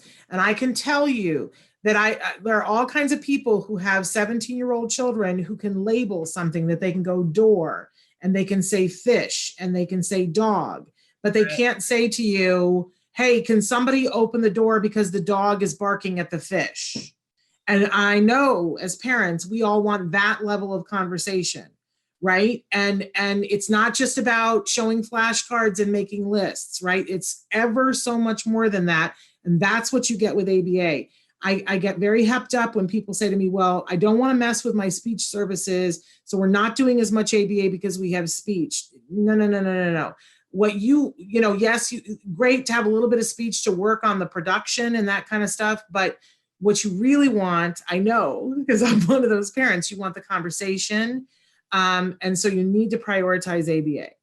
Right. So absolutely. There. We only have a minute and a half here. So I do want to just address this question really quickly.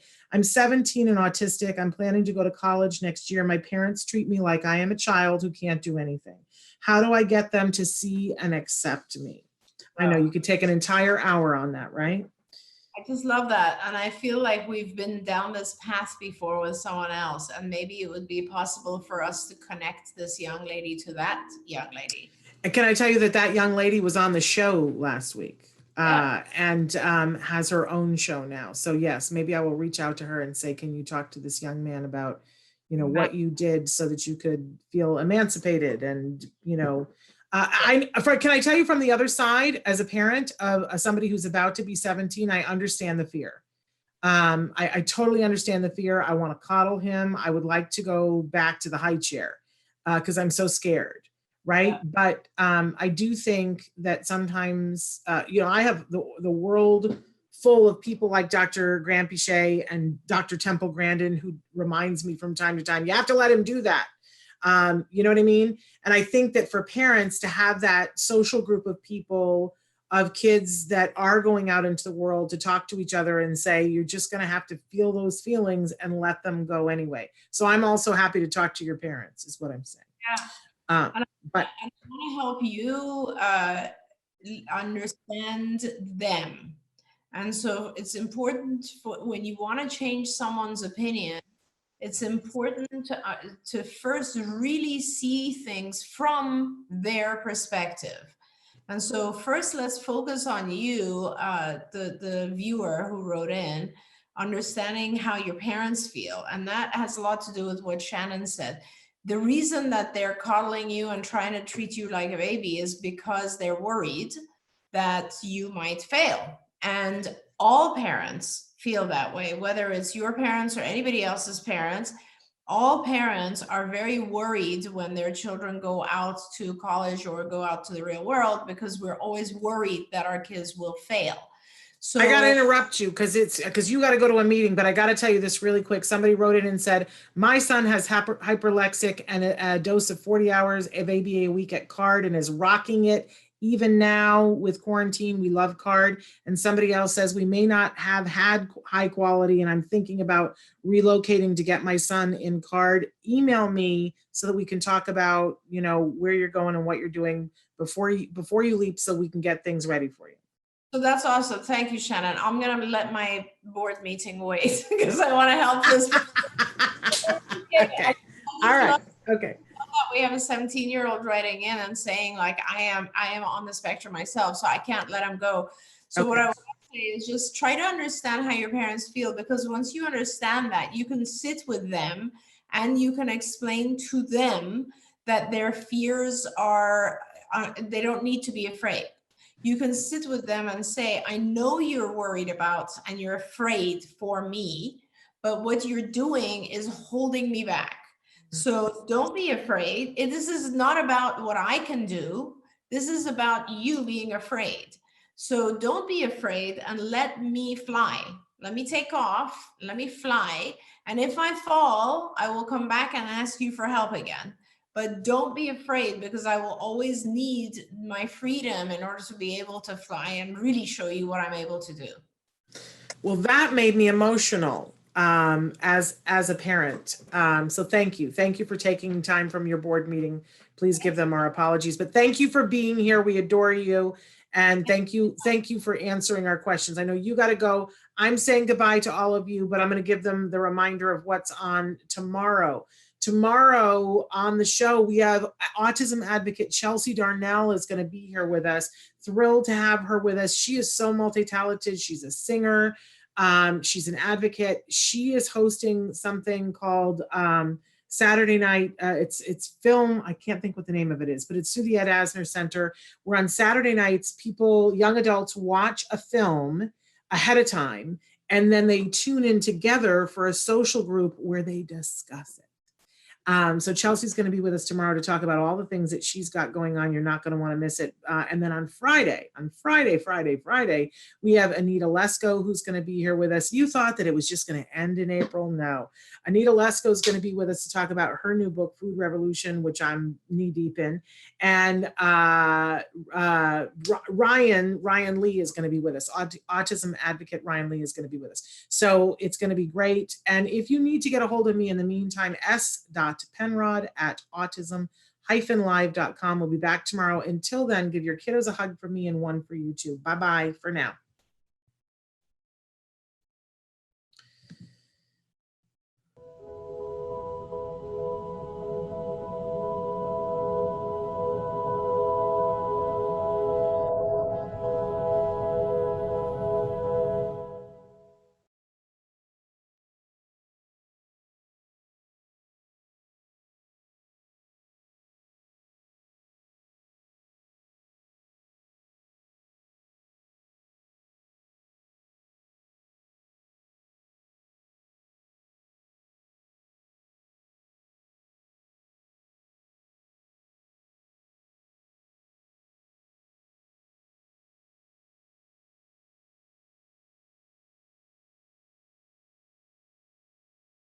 The advice and opinions expressed by the host of Autism Live and her guests are meant solely as suggestion and should not be in any way construed as child-specific advice. The Center for Autism and Related Disorders advises working with a board-certified behavior analyst who has experience with autism before starting any intensive behavioral intervention. Any choices you make in determining your child's treatment are completely at your own discretion.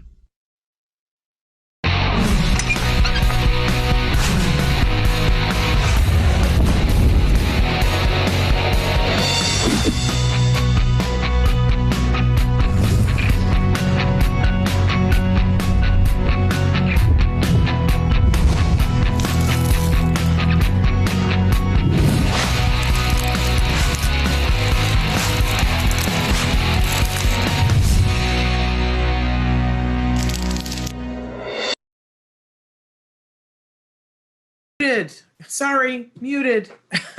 Good morning and welcome to Autism Live.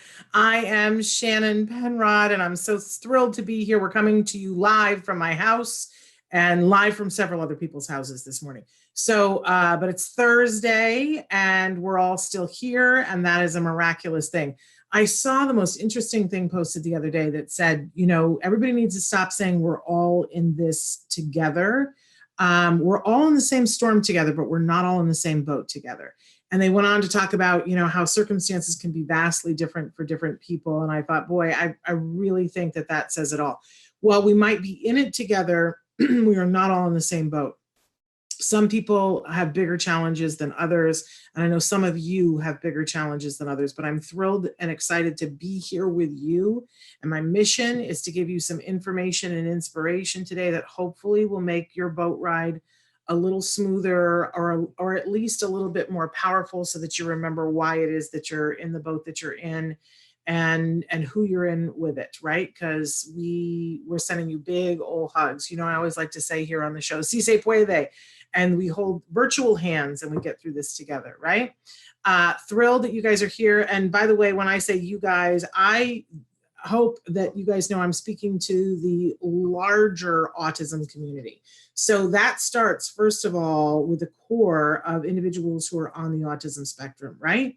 Couldn't be doing a show without inviting those folks to have a voice here. That would be crazy, right? Not what we would want to do here. But what we also do here is that we welcome everybody who loves those individuals, everybody who cares about them, everyone who's fighting for them to get the rights and the employment and the housing and the dignity that they so richly deserve. So that's when I talk about the larger autism community. And I count myself as part of that because I am a mom of an individual who was diagnosed with autism when he was just 2.5. And so I want to create a world in which he has the voice that he should have. And obviously the voice looks different on a whole bunch of different people, right? It isn't just vocal speech. We've learned that a long time ago, but everyone has a say. Everyone has a seat at the table, as my good friend Joanne Lara likes to say. Everybody gets a seat at the table. So that's what we're doing here. We want to remind you that we're live for this next hour and that you guys can be writing in, and you already are, in the myriads of different ways that we are available. We're live right now on Facebook, on YouTube, on Twitter, on Periscope. We will then later on podcast this show to iTunes. It will be on iHeartRadio, it's on Deezer, and it's on Spotify. But we're always 24 hours a day, 7 days a week on autism-live.com. That's our homepage. There's a lot to do on that page, so we want you to check out whatever works for you. Everything is not going to be of interest to you on that page. Look, there's all the different ways that you can connect with us. But for instance, at the top of the page, there's lots of different things that you can search. You can go through our almost 9 years of videos, a library of videos with experts and parents and individuals on the spectrum, self-advocates, that you can go through and perhaps find something even in the wee hours of the night when you're feeling like you're completely alone, to be reminded you are not alone. There's a whole lot of people in the same storm with you, right? Different boats, same storm. And they care about you. And that's the other thing that's, I think, is really important to know. So, but also there is a chat at the bottom of our homepage, autism-live.com. It's free, it's anonymous. So, you can write into us on Facebook Live, absolutely, and we will respond to you. But if you want to be a little bit more anonymous, as we said yesterday, if you don't want to be putting your business on the streets, love that expression. You can write into us anonymously on the chat that is on autism-live.com. And we hope that you'll check out the myriads of different things that are available to you on that site. It's all free. It's very important that we, our mission, as I said, is to give you information, inspiration, and to do it in formats that are free so that you can access it anytime or day or night. If you've got the internet, then there's a way for you to connect with us and hopefully to get some of the answers to some of the questions, or at least information that will lead you to the right question. Because sometimes the right question is what it's all about, right? I do like to start the show off by saying we have lots of experts that are here on the show with us, and I love to give you that kind of information. Please don't confuse me with one of the experts. I've already told you I'm a proud parent. I'm a former teacher, former everything, right? Stand-up comedian, like all these weird things that I used to do. But now what I like to do is be here with you and to be there for my kiddo, who's now about to be 17 and applying to colleges. And, it's a very weird time to be 17. But I'm so thrilled with the progress that he has gotten. And how he is doing. I couldn't be more proud of him. But that doesn't make me an expert in the field of autism. I've been covering autism now from a journalistic standpoint for over 10 years. So I like to say that I have an informed opinion.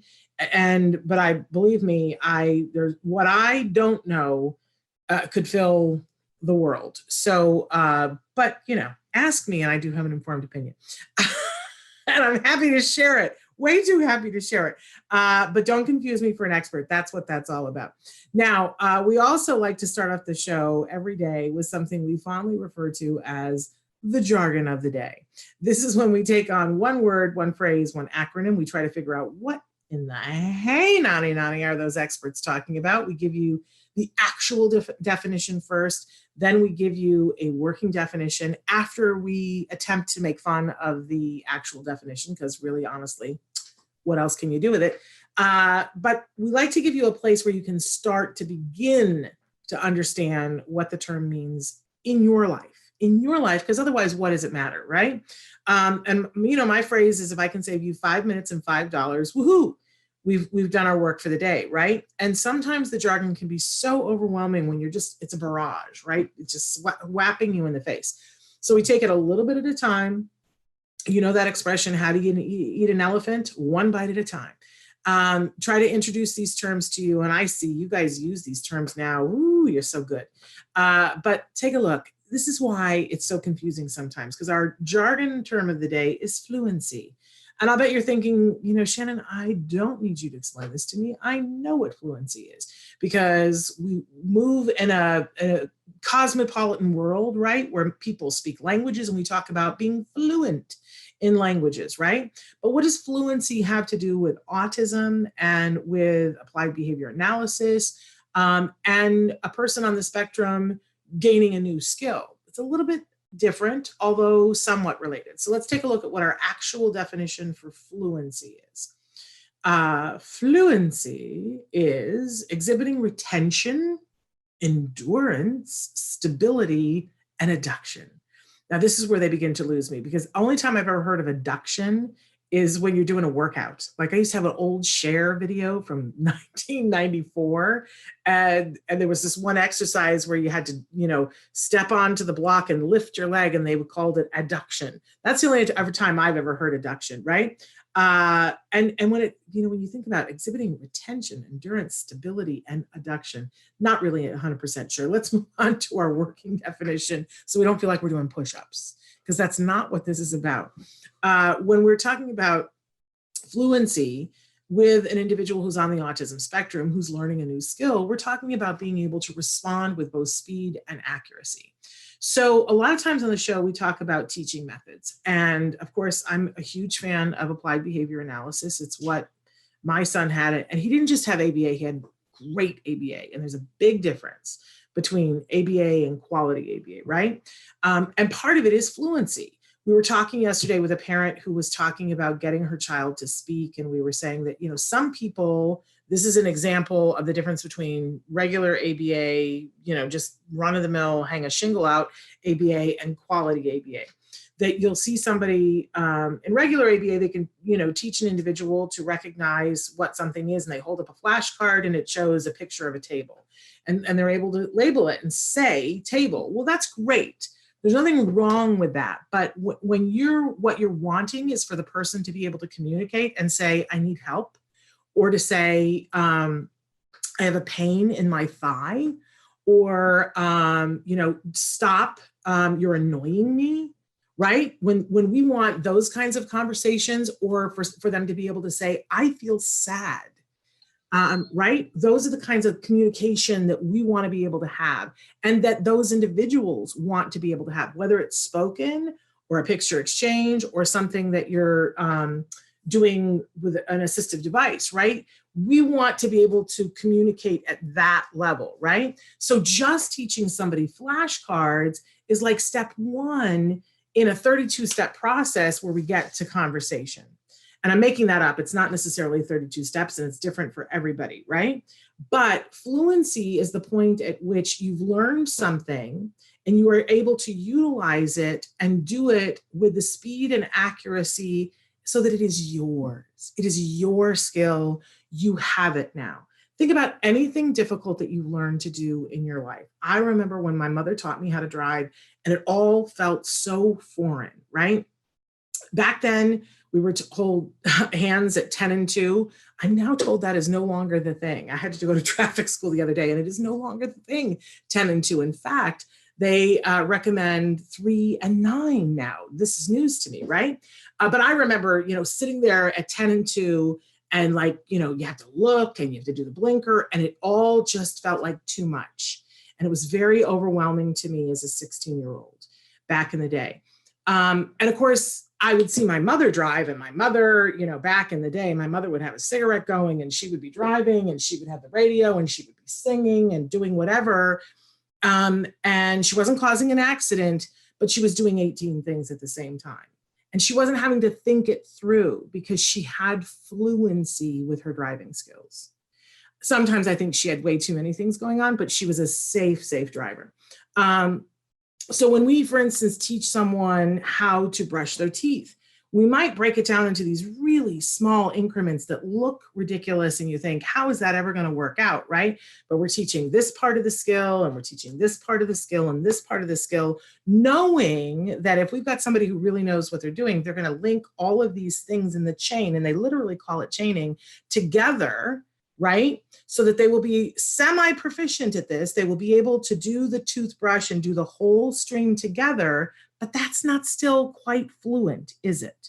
So fluency is the point at which somebody really possesses the skills and they're not having to think through every step of it, but they're able to do it with precision and accuracy and the speed at which the skill is completely theirs.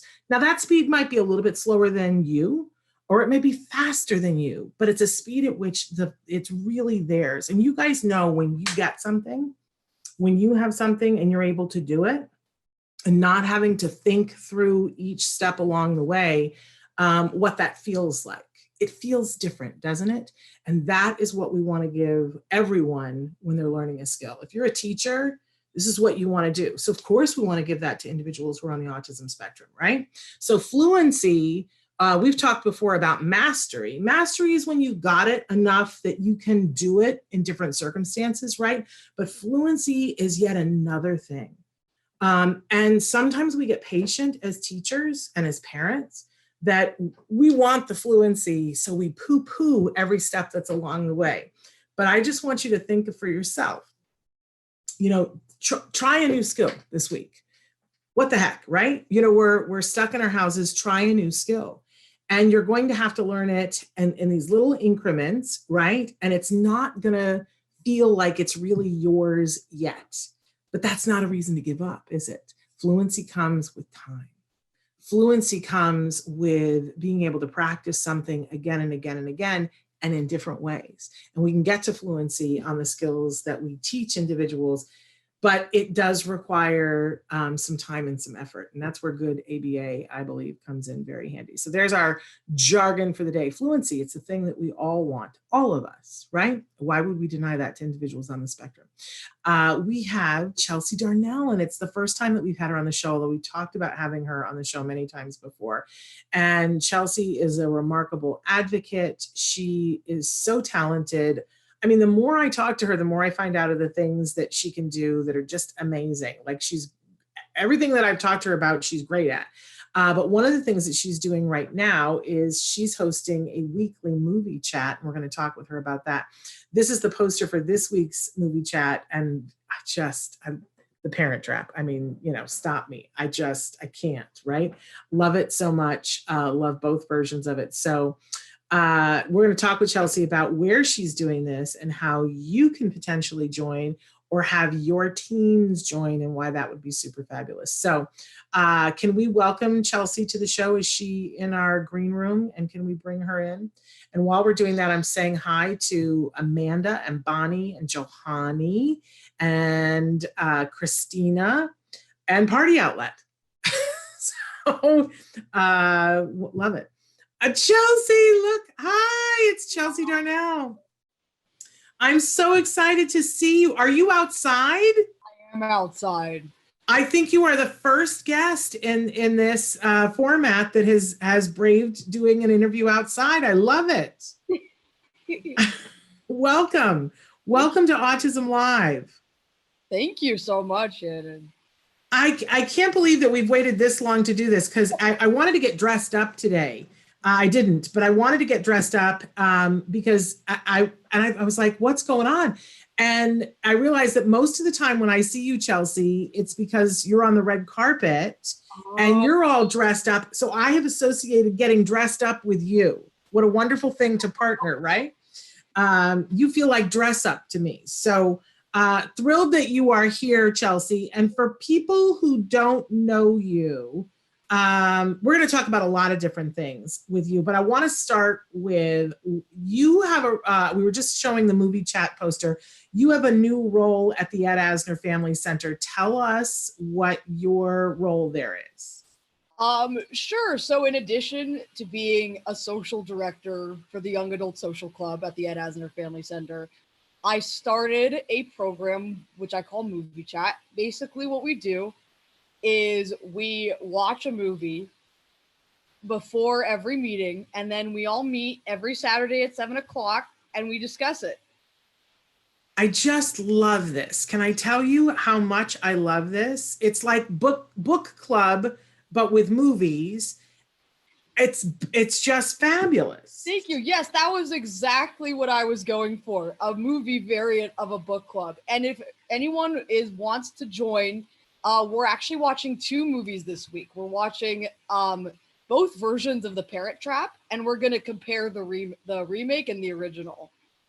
And so far, the movies that I have seen you do, this has made me so excited because I just think this is so smart. But also, people will sometimes say, I just don't know what movies to watch with my teen on the spectrum. And now from now on, I'm just going to say, go look up Movie Chat and see all the movies that Chelsea did, because you've had really good taste in movies. So tell them which movies you've done so far. So in the last few weeks, our very first movie was Groundhog Day. Very apropos. Yeah, it was I chose that movie on purpose because it felt fitting with the current time period. Yes. And then we've also done Ferris Bueller's Day Off, we've done Back to the Future, and we've done Raiders of the Lost Ark. Great list. And now Parent Trap, which, my sister and I, somebody gave us the book. There was a book for Parent Trap, and it had pictures from the original movie. But see, we didn't have Netflix when I was a kid. And we would look at the pictures and we would say, oh, someday we hope we'll get to see this movie. And I was probably an adult the first time I got to see the original, because there was no place, once it came out, there was no streaming service to go watch it. So it's one of my favorite movies of all time. And then, of course, when they did the remake, love it. I'm going to ask you, do you have a favorite of the two? Which is, or do you not want to say before Saturday? So I actually haven't determined that yet. I'm still in the process of watching both. Okay. All right. I'm definitely going to get that done before 7 p.m. on Saturday. So okay. And so for people who are watching this, the Ed Asner Family Center is located in the suburbs of Los Angeles. And as you said, you're the social director, which I want to know more about that. But in the past, when we've talked about things happening at the Ed Asner Center, people would be like, man, I wish I lived in LA. It's such a bummer that I don't live in LA. But now you guys have put so much stuff online. Is this Movie Chat something that, who gets to come to this and how can people come to it? Let's say that. Well, so it's first of all, we welcome anybody from anywhere in the world. I mean, obviously we're all going to be on Zoom, so it's a perfect format. When we start doing things in person again, I actually still want to do this on Zoom because I think it's connecting people from like all over the country. And if we're lucky, the world, it's a neurodiverse format. So all abilities are welcome. Usually there's stuff posted on my Instagram or my Facebook about details for the event. I'm not sure what the meeting ID and password is for this week's event. Usually Shelby Landucci, she'll post, she works at the center, she'll post stuff about the meeting ID and the password. Okay. So if you want to attend this, it's 7 p.m. on Saturday, and it's every Saturday, but that's 7 p.m. Pacific time. So you have to do the math for whatever time zone you're in. Kind of, a little bit later for you, but it's Saturday night, right? For those of you on the East Coast, but perfect, timing every place else. And even, like I said, Saturday night, it's the night to stay up late. So you can go to the Ed Asner Family Center on their website. You can go to their Facebook. But Chelsea, what is your Instagram so people can connect with you there?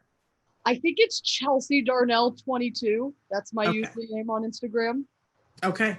So people check that out. So what does it mean to be the social director at the Ed Asner Center? Because that's no problem. So the Ed Asner Center, we have a young adult social club, and it's exactly as it sounds. We bring neurodiverse young adults together just to hang out. Obviously, we haven't been able to do that lately because of the current circumstances, but in the past, I've helped plan some of the events for our young adult social club, and I plan on doing it more when everybody can congregate in person again. I helped plan we had a line dancing we did line dancing, so country line dancing. That was one of the things I helped plan. We've had a Valentine's dance. Which was the best thing ever. Can I just tell you, it was the best thing ever. My family got to go to that. It isn't always, a lot of times it's just, for those individuals that are in that young adult group, but this was the Valentine dance. Families were invited. My family got to go. We are still talking about it as being one of the best things. And can I tell you, it's the happy thing that we think of when we're feeling isolated, because it was so awesome. And I danced until I made myself a little sick because I'm old and fat. Now, Shelby has put in that if you want to RSVP for the movie chat, it's Shelby, SHELBY at edasnerfamilycenter.org. That if you go there, you can RSVP, and then she'll make sure that you get the information of how to log in so that you can participate. Now, is there a cost for participating in the movie chat? Do you know, Chelsea? So far, it's all free. There we go. It's all free.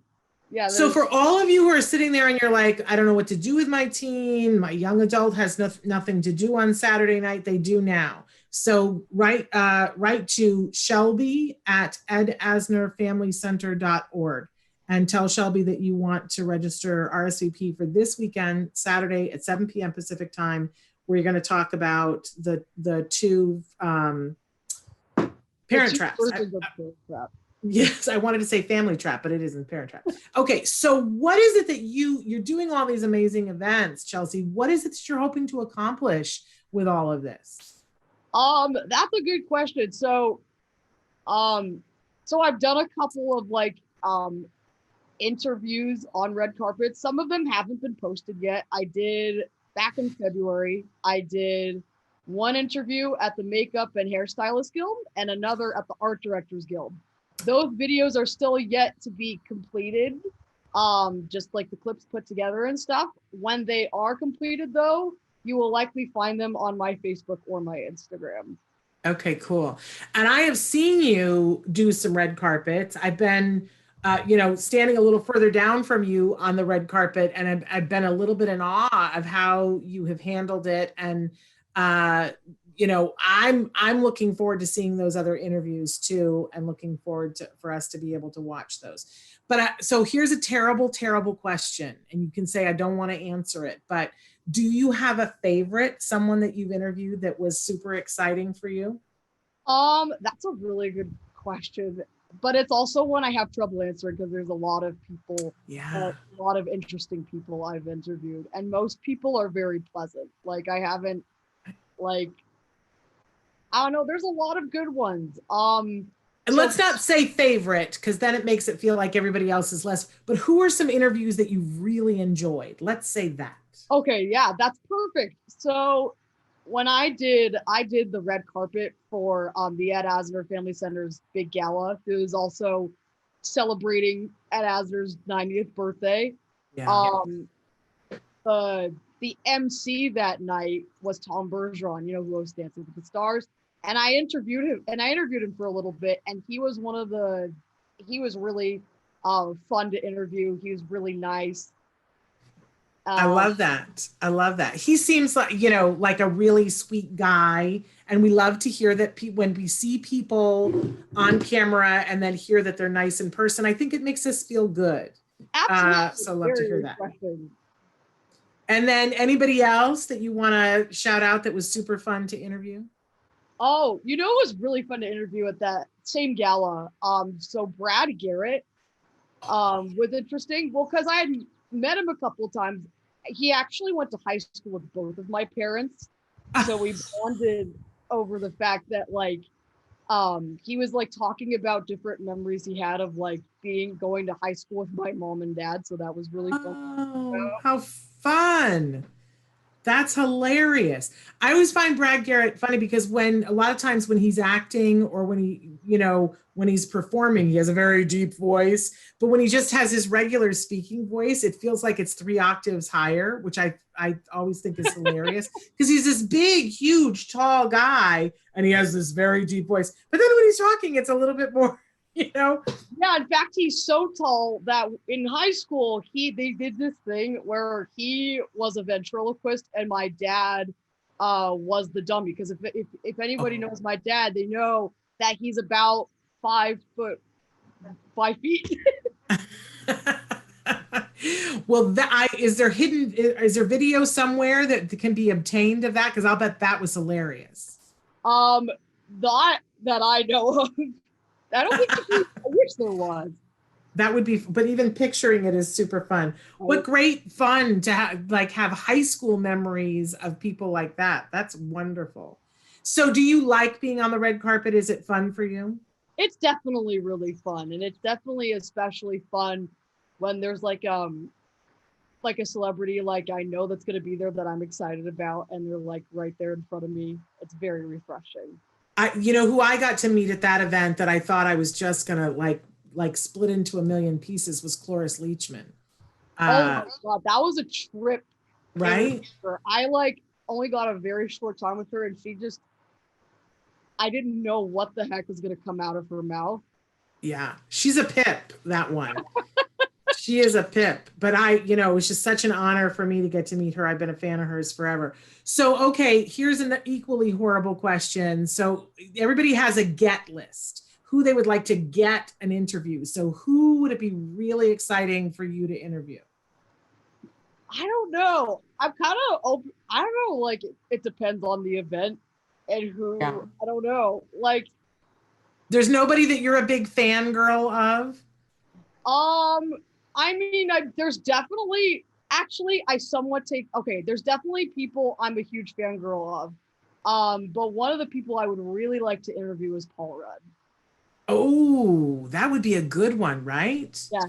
Now, why Paul Rudd? Are you a big Ant-Man fan or is it other things? Because he's been in so many things. Well, Ant-Man was where I was like, this dude's cool. He's also very handsome and very funny. I don't know. He just seems super fun.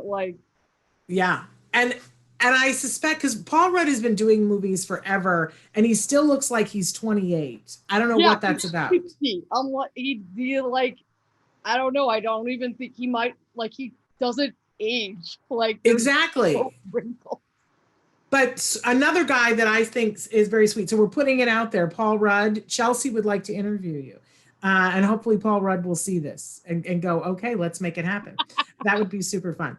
Okay, so that's all super fun. And again, I want to tell people, write to Shelby at edasnerfamilycenter.org to find out how you can do movie chat with Chelsea and friends. It happens on Saturday night, 7 p.m. Pacific time. It's free. It's all part of the Ed Asner Family Center because Chelsea is doing a wonderful job as the social director there. But I want to switch a little bit because we've talked about the fact that, some of the things that you were doing, you just can't do right now because we're in this COVID emergency. I like that people are calling it the Great Isolation. And I got to ask, because I'm asking all of our guests, how are you doing with all of that? You personally with the whole staying at home thing? For me, I'm fine. I'm very lucky. We live in a good neighborhood. I'm with my parents. I have one friend over at a time in my backyard, 6 feet apart, at the safe distance. I've done a lot of exercising, a lot of baking and cooking, so that's been really fun. There's one offsets the other. Yeah, I mean, there's a lot of things about this time that I'm kind of gonna miss, and I actually I didn't really have like clear hobbies before. Now I've had time to develop some hobbies, so it's really, actually, this has been a really meaningful time in my life. I love hearing that. Tell me what you've been doing hobby wise.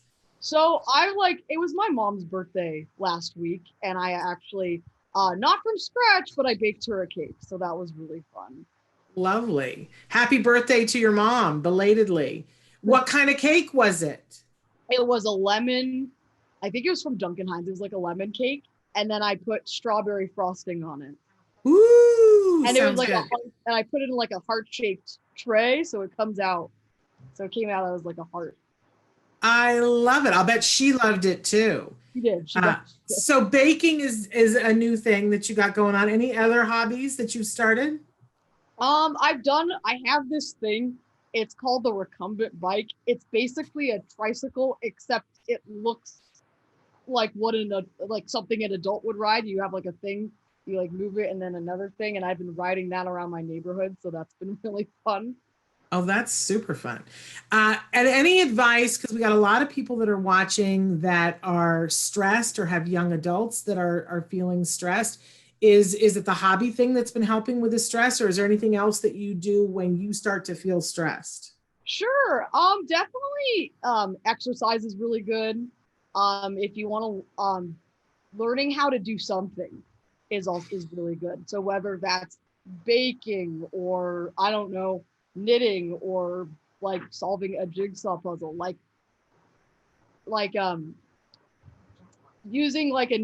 finding a new skill is definitely really good. It's also, you could also FaceTiming people is really good. You should be a social director because you know all the things. This is wonderful. We have not, I have a question here for you, but I feel like you sort of have answered a little bit, but I'm asking everybody, tell us one good thing that has come out of this period of isolation for you. What do you, you've already said that hobbies, but is there anything else you want to say? Definitely a lot more quality time with my family. That's been really nice. What a wonderful thing. And it is interesting. We were all going at breakneck speed, and then we all had to come to a complete and total halt. And I love looking at it and seeing that there are some good things like that, because we'll never get this time again. And I'm sure your parents are just over the moon at getting to spend this time with you. Oh, yeah, for sure. Because I know I feel that way about spending time with my kiddo. Okay, we haven't talked about, I told everybody you are so hard to classify because you have so many talents in so many different areas. You're a wonderful host and you're a social director, but we haven't talked about the fact that you sing also, that you are an amazing singer. That's the first time that I saw you. I was at the Ed Asner Center and they were doing karaoke night and different people were getting up and, and we, like a bunch of us were making fools of ourselves, but I got to say, you got up and you opened your mouth and I was like, who is that? I was like, they got a ringer in, they have a professional in. And then the next time I met you, you were performing at the Denim and Diamonds Gala for Autism Care Today. And you got up and brought the house down. And it was an entirely different style than what you sang at the karaoke. So what is this? Is this just another hobby, or is this, tell us what you do singing wise? Oh, singing has always been a passion of mine. It's not what I want to do it's not quite what I want to do as a career. I want to get into voiceover. But I do, because the music career sounds really like a lot and I don't really want to get into it, but I do love singing and I do love performing. And I've always loved performing since I was a little kid. I've always loved singing. I was the lead singer of the jazz band at my high school for 2 years. And I did my college's jazz band for 1 semester, so that was really fun. I definitely. Well, that explains why you can, because you were doing scatting at the Denim and Diamonds thing, and I was like, what is going on? She's a jazz singer too.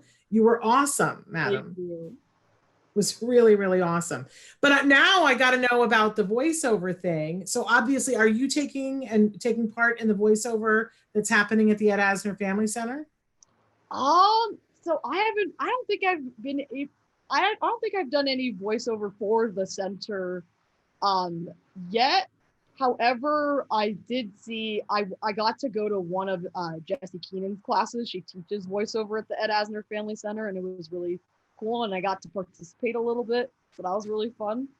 Yeah, I don't know if you know this, but my husband does voiceover. So at some point, the two of you will have to, and you have an amazing voice, Chelsea, and I'm sure because you're a singer that you can do all different kinds of things with it. Have the Nickelodeon people heard what you can do? Not yet. All right. Well, we did a shout out to Paul Rudd. Let's do a shout out to Nickelodeon, because I bet you would be a great voice for animation. Or is there other, like, what would you like to do with voiceover? What's your dream? So actually, animation is what I want to do with voiceover. I'm open to all kinds of voiceover, but animation is what I'm really, really into, because I've always loved, I love to be able to use both my own voice and different voices that I can do. I don't want to put you on the spot, but are there any other voices you'd like to share with us right now? Oh, in case Nickelodeon is watching? Off the top of my head. Like, do you have a little kid voice or a little, like, for animation, or do you have like a scary voice or an animal voice or anything? Let's see. I put you on the spot. Okay. You don't have to. I definitely like doing, because I have a lower voice, I definitely like doing villains a lot. Okay, I can see that. So, well, I won't make you do it here, because you don't want to. You don't want to give it away. Make Nickelodeon come to you and listen to your voiceover reel. But I love it. I think that I can see that for you because you're so talented in so many different ways. So, we've been so enjoying this conversation, but now I want to move back in time a little bit to talk about how you got here and why the things that are important to you are important to you. So how do you identify yourself, Chelsea? Diagnostically, just out of curiosity. In life, I mean, like, honestly, you don't even have to go there. Like, when you're talking to people about who you are, how do you identify yourself? And if you don't diagnostically, then I mean, depends. Some parts of my identity are important, but they're on a need to know basis. So some people, like, I don't know, if I were to be asked, like, I would tell people that I'm Jewish. I would tell people I'm a woman. Depending on how close I am to a person, I would tell them that I'm high functioning autistic. And I love that answer. Because there are different contexts in which each of these things would be important to share or not as important to share, right? But I'm sure that now we're going to get a barrage. Even though I had said that you were a self-advocate, I'm sure that you get people who say that they meet you and that they have no idea. Is that ever troublesome for you when people? Not really. I don't like. I don't. It's not something that I get offended by, and it's not something I would expect people to assume. Like, but if there's, like, I don't really get offended if people can or can't tell. Right. It's just what it is. Chelsea, I love you. We just need more of you in the world. I'm serious. Okay, but and I'm going to ask questions and I'm going to try not to be offensive, but if there's ever something that you don't, or you're like, yeah, that's just not important, Shannon, I won't be offended at all. But I know that our viewers are going to want to know these kinds of things. So how old were you when you did get a diagnosis? I want to say I was about 2. Okay, so way earlier than you would actually remember. Yeah, and in fact, we didn't really talk about my diagnosis until much, much later in my life. It was one of those things where kind of I had to be ready to talk about it. And I was ready to talk about it like my junior or senior year of high school. And that's when it was confirmed to me, if that makes any sense. Like it makes was total sense. Yeah. But I know, because so many people write in and say, I don't know when I should talk to my child about a diagnosis, and I don't know how to do it. So when you say that you had to be ready, what made you ready, and how did you tell your parents that you were ready? Well, I think it was like one of those things where I just brought up the question. And the thing is that like, it was before I brought up the question, like it was about working on my skills, working on my, emotional stability and stuff like that. I'm not a parent. I don't know exactly what it's like to be in the position of a parent, but I do know that for my parents, they wanted to make sure that I was able to develop as a person without putting myself into too many boxes. I love that. And look at what a great job they did. Clearly, they accomplished that. So what made you think I need to have this conversation? Were you having challenges in certain areas, or did somebody say something to you that you went to them and said, hey, what's the deal here? Not necessarily. It was part of me just like I always knew I like had very individual struggles and stuff like that. I definitely understood that. And I knew I had like other diagnoses like OCD, and I did think like they wanted to do, I know my parents, they want to do like one diagnosis at a time.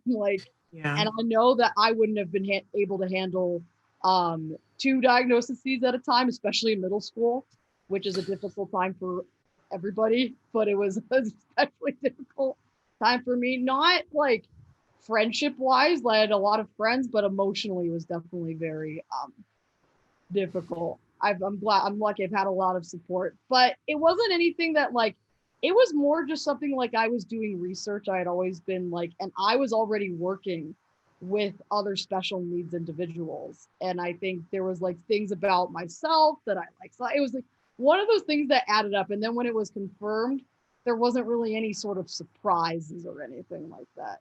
It wasn't. Wow. And so you mentioned that, there were some things that you were having challenges. What do you think your biggest challenges were back then?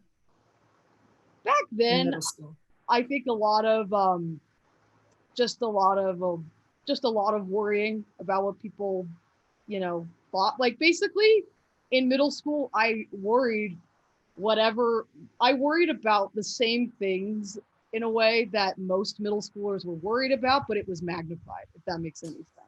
That totally makes sense. I think what's so incredible when you think about the full circle of the fact that now you're a social director, helping other people at that age begin to overcome what was challenging for you. There's something absolutely beautiful about that, Chelsea.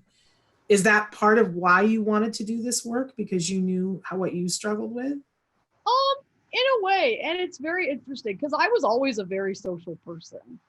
I was always a very social person, but I definitely had more, even though I was very social, I had a lot of anxiety even while I was being social.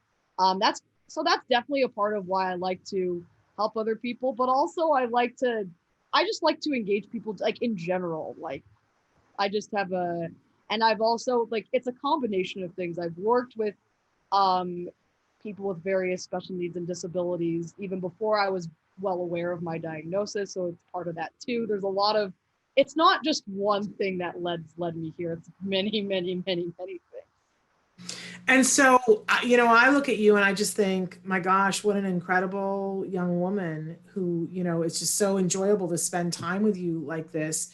But we all have challenges.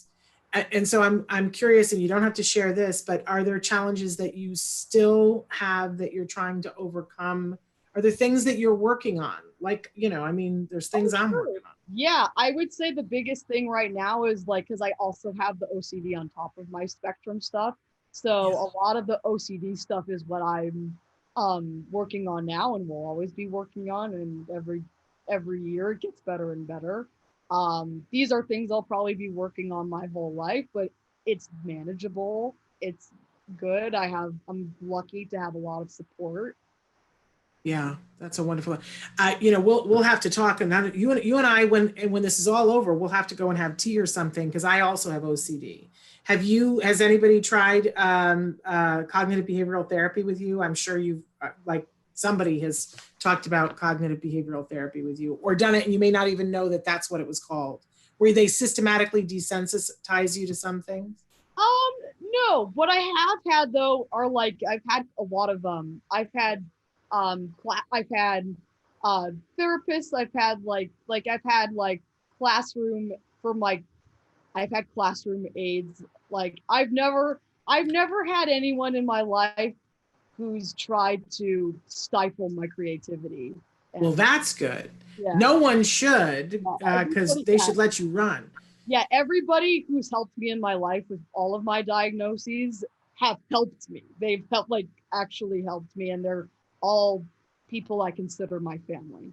So that's wonderful. What do you think, since we're talking about things that helped you, what do you think has helped you the most? That's hard to say. I think a combination of my therapist and my parents. My parents are probably, because my parents were very committed to making sure I had the right resources, that I had the right opportunities to academically and creatively succeed. It's just a wonderful thing. My face hurts. I'm smiling so hard. Okay, let's talk about long-term goals. Obviously you want to be a voiceover artist. What else do you see for yourself in the future, Chelsea? Sky the limit? Yeah, I mean, I would hope that the universe is the limit. I hope that there's anything's possible. I'm open to a lot of possibilities. I don't know, I'm a very short-term oriented person too. I know I want to do voiceover, and I know that maybe I want to get married. I know that much. And do you think you want to have kids? Do you want to be a mom? That's a good question. I don't want to give birth. That I know for sure. I know I don't want to give birth. If I want to maybe adopt and maybe an older kid, because I don't know if I'll ever be able to handle a toddler. Listen, I think it's great that you know yourself. And I have a very dear friend who was very clear and said, I am not giving birth. That is not happening. And she has adopted 2 children and loves being a mom. But she was very clear from the beginning, there will be no babies in this body. And I love the fact that she was true to herself. Okay, so what if there was one thing that you wanted the world to know about you, what would you say? That's a good question. I don't know, that I love people. I love talking to people. I love getting to know people. I'm happy to be your friend and a supporter. What a wonderful thing. I just want to cry, because you know that there is a world out there that still thinks that individuals on the spectrum don't have empathy, don't care. They put a label and go, these folks have deficits in social skills, so they must not care about people. Nothing could be further from the truth. And I don't know how anybody could spend this amount of time with you and still have that thought hold water. Yeah, no, it's definitely a common misconception, and hopefully, a lot of us, I hopefully that most of us on the spectrum, I think we're breaking those misconceptions every day, and I'm glad they're being broken more and more and more every year and every moment. Yeah, if we can open people's minds, it's a great thing. Yeah, well, you're doing that every day that you're doing things. And again, we want to say that if people want to spend more time with you, they have a ready opportunity every Saturday night at 7 p.m. The Ed Asner Family Center is hosting on Zoom movie chat with Chelsea and friends. And it's meant ideally for folks on the spectrum that are teen and adults, correct? That is correct. Is a parent allowed to hang out with their teen or adult, or is it better to put them in the Zoom and let them be? If a parent wants to join and they feel like it's most comfortable for them to be there with their teen or young adult, that's wonderful. We can need as many people as we can get, adults, parents, children, friends, and or friends of friends. We need as many people as we can get. Okay. And every week it's a different movie, or this week it's 2 movies because you're going to compare and contrast the old Parent Trap and the newer Parent Trap. Right. And then if you want to attend this, all you have to do is RSVP to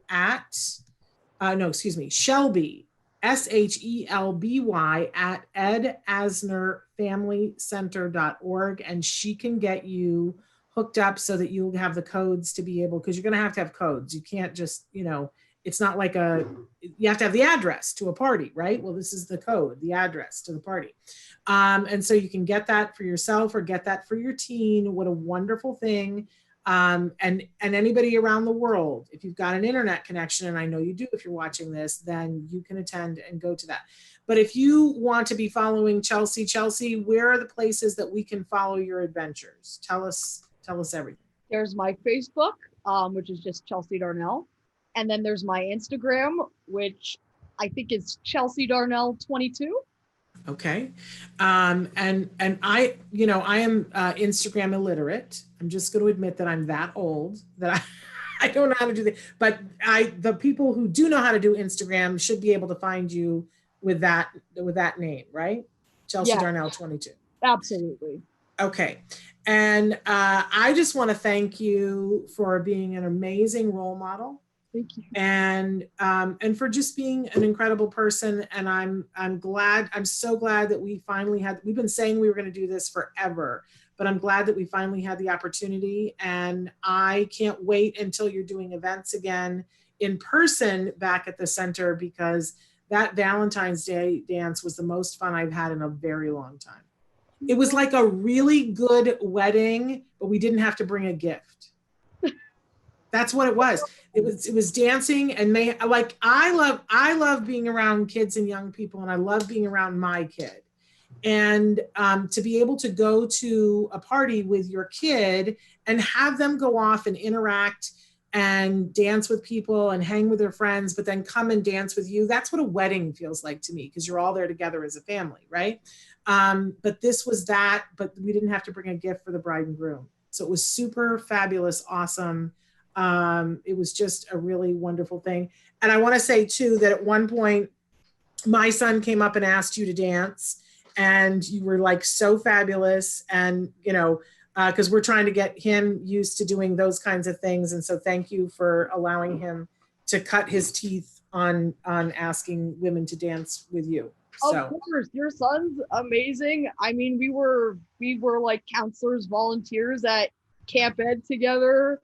Like, we've had a lot of fun. He's like super cool and chill. He's really funny.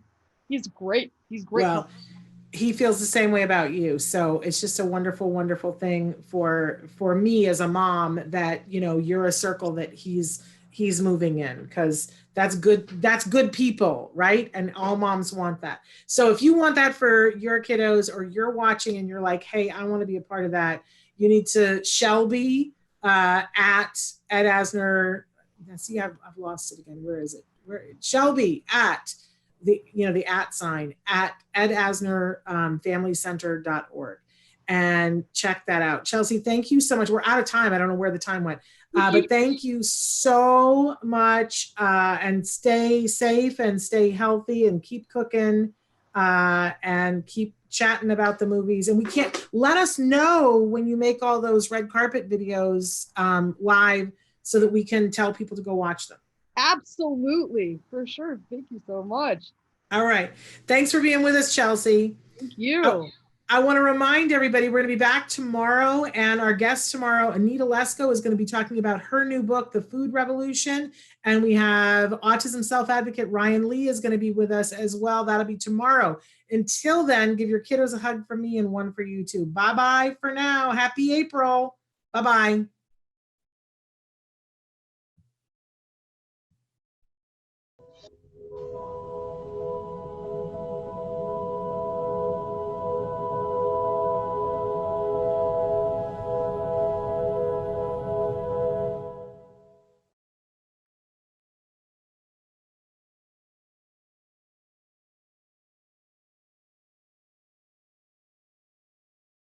The advice and opinions expressed by the host of Autism Live and her guests are meant solely as suggestion and should not be in any way construed as child-specific advice. The Center for Autism and Related Disorders advises working with a board-certified behavior analyst who has experience with autism before starting any intensive behavioral intervention. Any choices you make in determining your child's treatment are completely at your own discretion.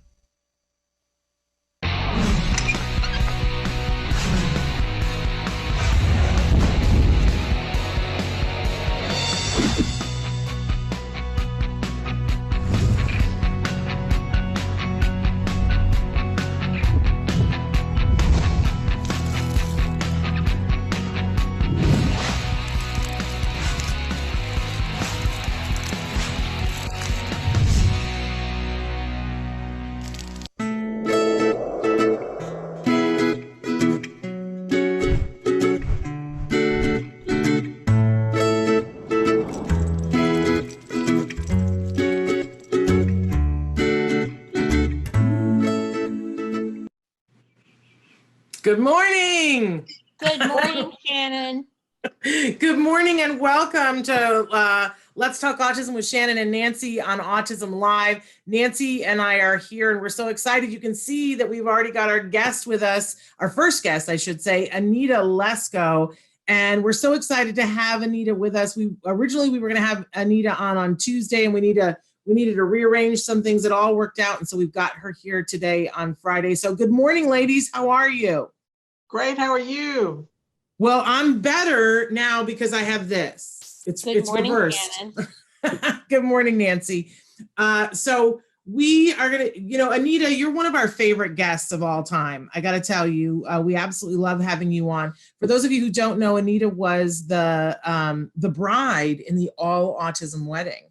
And I think that's the first time that we got initiated into your wonderful world. And we just love Anita and her husband. And how long have you guys been married now, Anita? 5 years.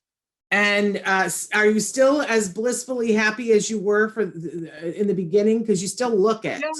Yeah, no, we are. And, because we work as a team. We're like, like two peas in a pod or something. I don't know what you want to call it. But, we complement each other. I'm the kind of high-strung one. Abraham's always having to work hard to kind of keep me calmed down. Poor thing. Well, Anita, what was that like getting married with all those people involved? I'm just curious. What was the experience like? It was a very fun experience. I mean, and one of the things, I didn't have to do any wedding planning. We just kind of showed up. That was our job, show up at the wedding. So that sure made it easy. But having all the autistic people there, and one of the people in particular, Mike Corrins, he sang at our wedding, and every time I hear the song that he sang, sung by the person who really sings it, the artist, and I always think Mike does it better. Nobody does it as good as he does.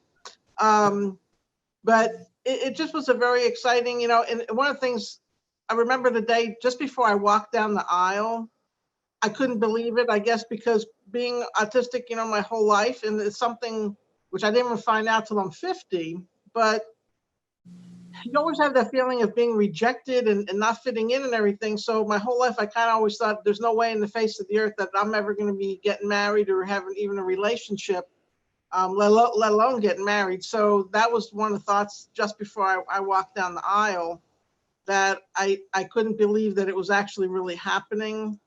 And well, I spoke at the United Nations back in 2017 for World Autism Awareness Day, and they had me talk about love and relationships and marriage. And that was the message I tried to convey, that to people, to understand that people on the spectrum have those needs and desires too. We might not show it necessarily on our face or however, lack of facial expressions and that kind of thing, but that feeling is there, and we have real emotions and feelings just like everybody else.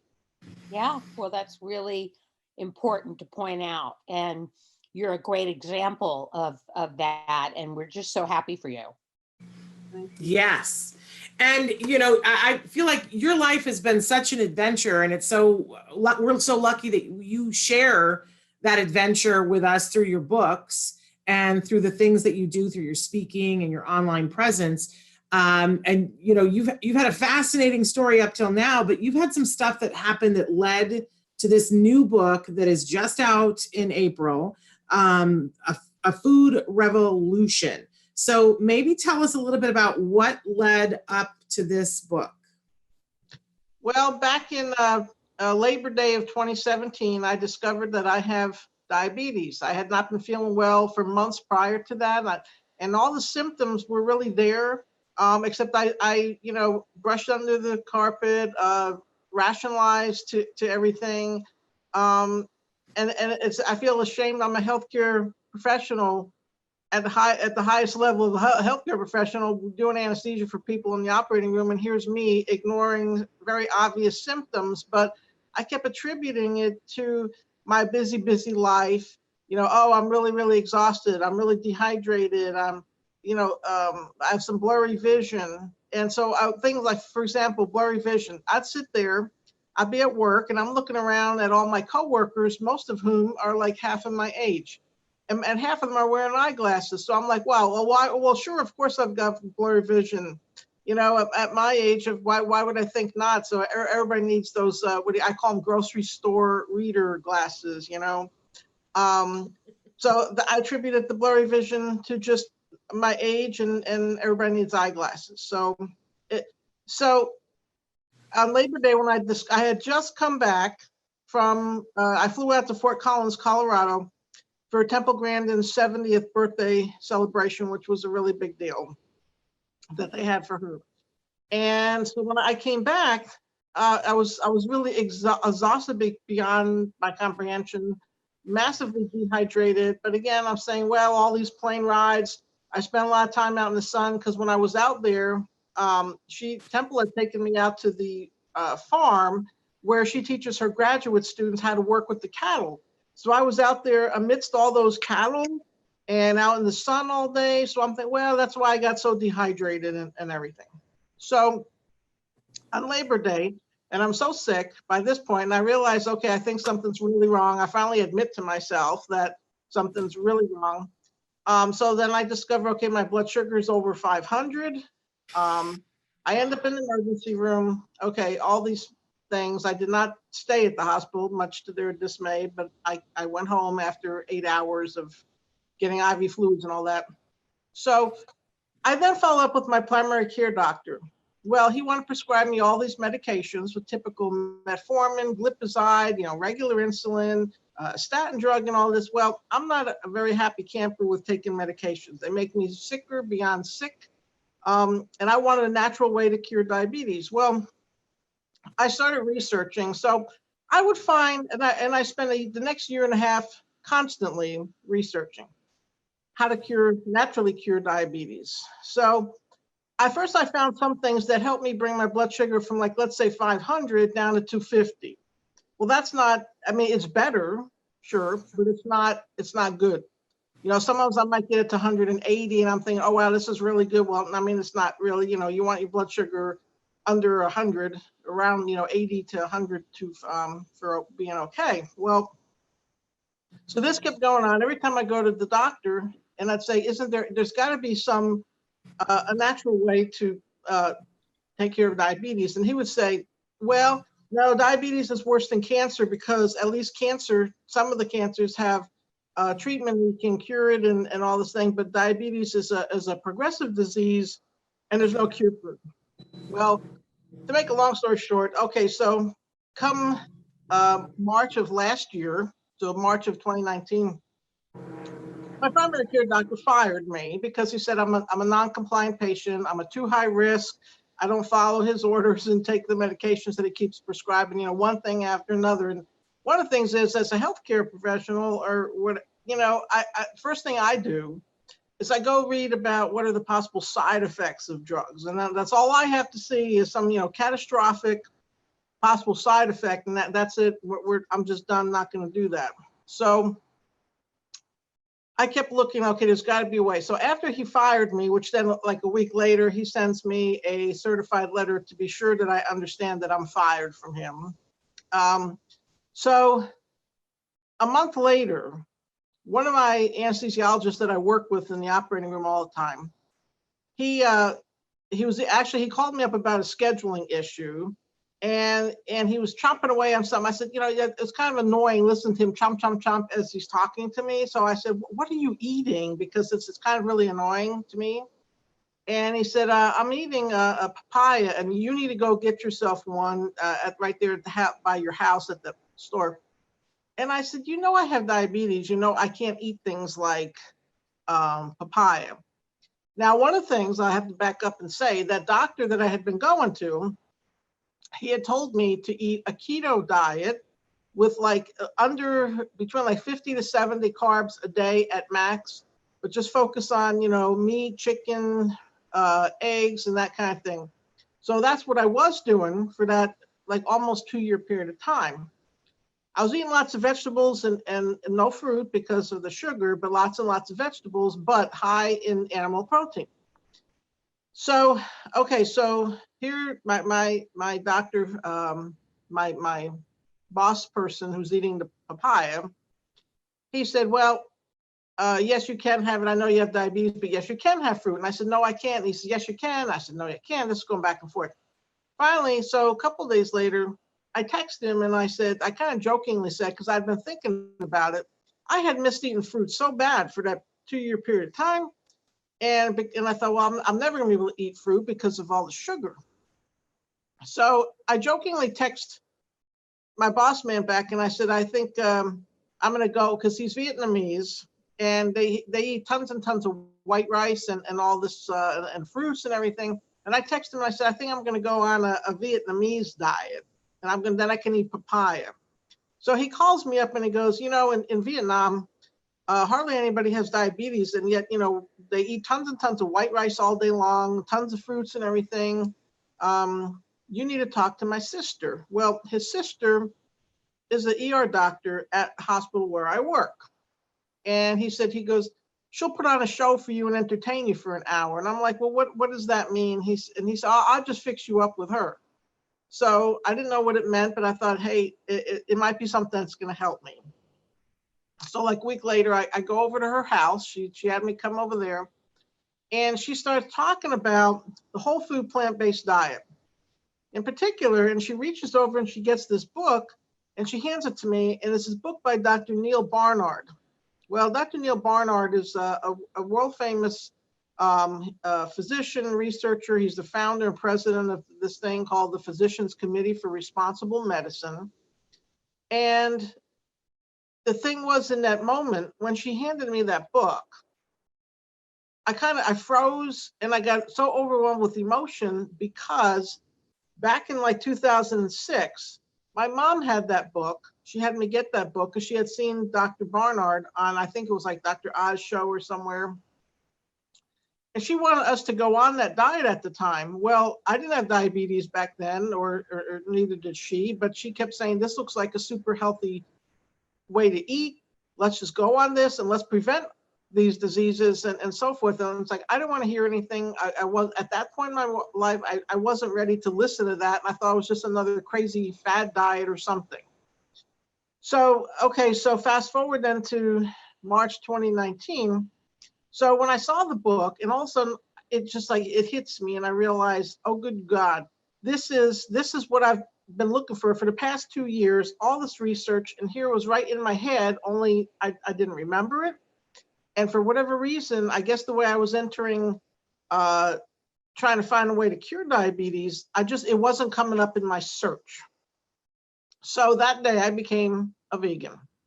I came home and I said to Abraham, and I said, this is, I showed, because the lady gave me that book, and I brought it home. And then it turns out I had that book in the house, which we then found about a couple months later, covered with about 2 inches of dust somewhere in the back closet. That had been my mom's book. I said to him, I said, I have to go on this diet. This is how I'm going to get rid of this diabetes for once and for all and everything. And he said, well, what does it mean? And I said, then I started telling him, and he said, well, count me in, I'm in. I looked at him, I said, okay, well, that's great. So from that day, May the 13th, 2019, I went on this plant-based diet and never looked back. Within the first week, my blood sugars were coming down from like the 250s down to 140. By the second week, I picked my finger and it would be 87. So from then on, my blood sugar came down. I started losing weight. Now I didn't set out looking to lose weight. I'm thrilled to pieces, but that's just a normal process because you're not eating any fat. So you start losing weight, and I've lost 72 pounds so far. I'm looking to make it an even 100. So probably be a couple more months before I get up to that point. But it was just so amazing how within days of how you start feeling, and by 2 weeks, the dramatic difference in how you feel and your blood sugar. And so now I don't have, I reversed the diabetes, lost the 72 pounds. I don't have to take high blood pressure medication anymore. And I feel like a new person doing things that I thought like it just was never going to happen anymore. Like I can do exercising and different things, working outside with the horses and stuff that I thought, oh my gosh, I'm never going to be able to do that again. But I feel like I'm 20 years old, and this coming July, I'm going to be 61. Shh, don't tell anybody. I'm going to be 61 years old, but I feel fantastic. And I went to, back in September, I went to this conference out in Oakland, California. It was a plant-based international healthcare conference for physicians and nurses and everybody. And I went out there, and I got to meet Dr. Barnard in person, and I hooked up with him ahead of time, and I'd asked him, could I interview him? And he had said yes, very graciously. And we got to sit down. I got to talk to him and interview him, I video recorded the whole thing. So on my new website, that interview is there with him, because that was very exciting to me to meet Dr. Neil Barnard in person. I mean, he's at the tip of the spear of the whole plant-based movement, and he is like the biggest deal that there is. So that he took the time out of his schedule to let me interview him was I felt pretty excited for that. But when you go to, I went to that conference, and I had been, of course, by this point, I had, of course, my laser focus. I had read so much that I've like earned a PhD in plant-based nutrition, okay, before I even went to that conference. Well, listening to and as you read, you can read about all these like thousands and thousands of success stories, whether it's diabetes, there's like people who, all kinds of like inflammatory diseases, rheumatoid arthritis, who could hardly even get out of bed or lift up a cup of coffee, and then they're out playing tennis 6 months later, because the plant-based diet takes all the inflammation out of your body, okay, among other things that it does. But the only, I don't want to say bad, no, the only side effects of the plant-based diet is that you lose weight and you feel great and you get healthy, okay? So those are the 3 side effects of the plant-based diet. The only supplements that you do have to take is vitamin D and vitamin B12. Now, vitamin D, I choose to get that by going outside. I go about probably 4 or 5 days a week for like 15 or 20 minutes, and it has to be between like 10 a.m. and 2 p.m. And just for like 15, 20 minutes. And you have to have like your arms and your legs skin exposed so that you absorb the sun rays, which makes your body manufacture the vitamin D. Vitamin B12, I eat that most of the time as in the form of what's called nutritional yeast. And that's a fun thing to use because it has kind of like a cheese-like flavor, which allows you to make things that taste like macaroni and cheese, where you use cauliflower and what have you, but that nutritional yeast is very easy to eat. I could eat it right out of the container. It's so much fun to eat. And if one of the people say, oh, they're always worried about, what about protein? What about protein? Your body does not need as much protein as you're kind of led to believe, as I call it. The amount of protein that you get in this diet, eating like legumes, grains, fruits, and vegetables, you're getting more than you need.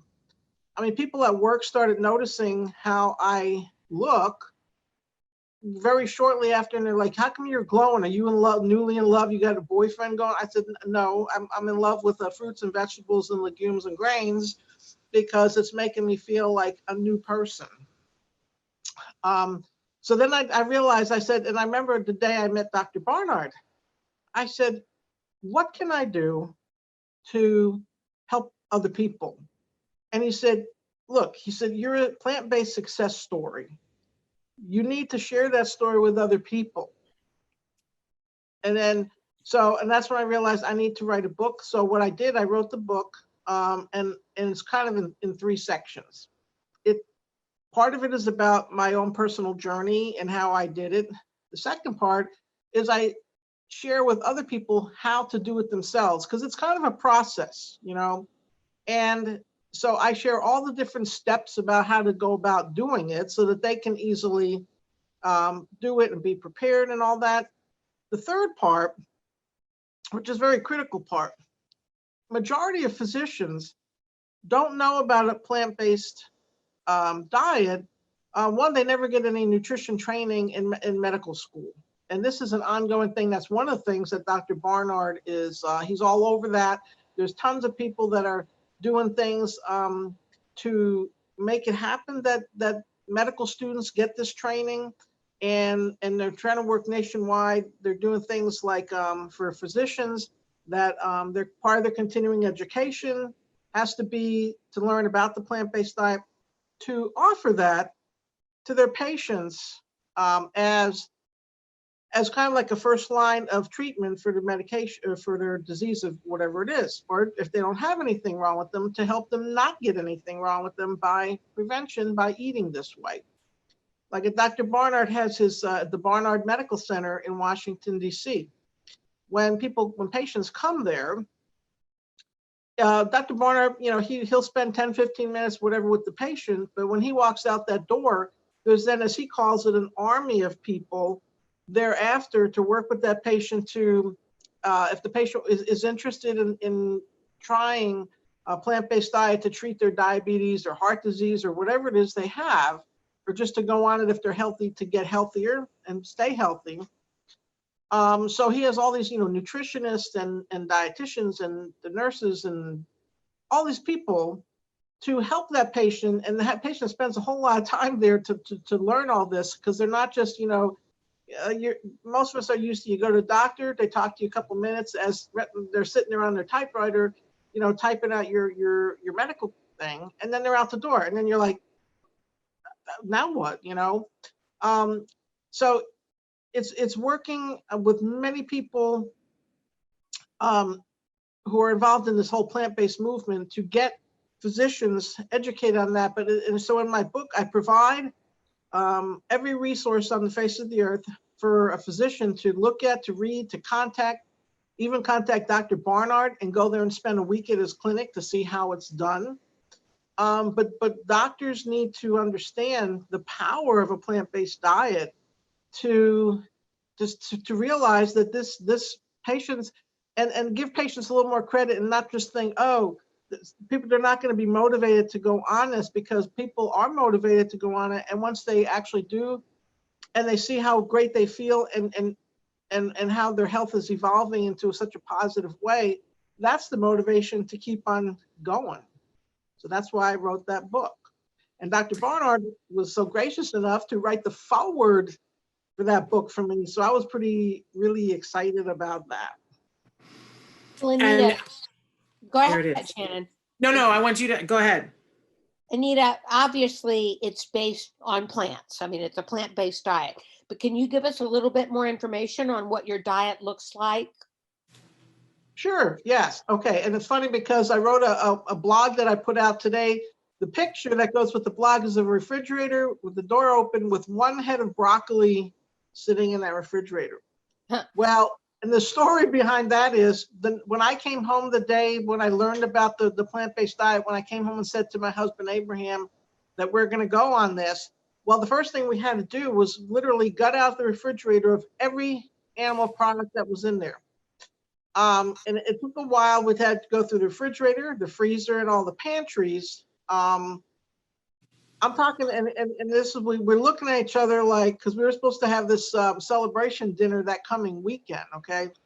So we had all this stuff that was ready in the freezer, and things that we don't even normally buy, but because we were gonna have the celebration, like the one thing that I laugh at was one of my favorite things used to be was Alaskan king crab legs, those big monster size crab legs, okay?